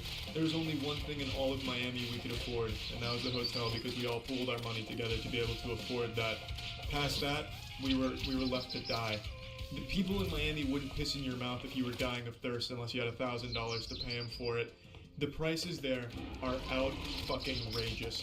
We couldn't be left alone. We couldn't buy anything alone. We had to stay in a group and start budgeting our money. Hey man, look, I just ran out of soap and I need to get some at Walgreens. Can you spot me $50 so I can at least get halfway there and I'll cover the other 50? Because you can't afford anything. We couldn't buy a pack of almonds on our own without coming together as a group and budgeting that purchase. It's fucking insane how expensive everything there is. Let's go ahead and start from day one, because it hit us immediately when we got there. We planned the trip for 4 days. We stayed all 4 days, but on the first day, we knew we were in for a rude awakening. So day one, we were all ready to rock and roll, ready for partying. Hey, it's spring break. It's time to go nuts to butts. Let's fucking hit it and shit it. So we got a taxi, which was extremely expensive, got stuck in Miami traffic for an hour, and then made it to this area where all the bars are. I can't even remember what it's called, but there's a bar there that's like the Frankliner, or maybe like the Frankie Doolittle or something. I don't remember, but it's a big bar there, and we paid $20 to get in, which is huge for us because in Tampa, it's free entry if you're over 21. So paying $20 just to get in, that was a real slap to the urethra, but we did it anyway because spring break, baby. Woo! No shirt over your head and everything, about ready to go wild. And we made the mistake of ordering shots right upon getting there. Shots of Fireball, because in Tampa, a shot of Fireball is $3, and I'll never forget what it is in Miami at the Frankie Muniz Hotel or whatever. $18. $18 for a shot of Fireball. Fireball is the shittiest alcohol you can get in a shot, and it was $18 there. It was insulting. So after taking that shot, needless to say, it was basically like swallowing all of our money at the same time. We were already running out of money just from our first bar visit and first round of drinks. If I wanted to take that shot glass and dunk it into their pool, I'd probably have to pay $10 for their chlorinated pool water with pee all in it. It's unreal, the prices there. But it wasn't all lost upon going to that bar because there was a homeless man, probably not actually homeless, but he dressed like a homeless man, and he was doing magic tricks, and we got a little private magic show from him. And it was all hat magic, so he'd like be doing cool shit with his hat. And his grand finale was he pulled out a baggie of cocaine from his hat. It was really fucking cool, and we all gave him like $5 because he fucking earned it like a motherfucker. That man should be going on Penn and Teller's Fool Us, or maybe America's Got Talent. It was a great routine, and he's even got a little something to get the crowd energized. You know, just start throwing coke out. I could see him being a big magician someday. Hopefully he's doing well. We called it a night right after that because it certainly wasn't getting better than that magic show, and it certainly wasn't getting cheaper. So we went back to the hotel and we started just drinking all of the alcohol we brought.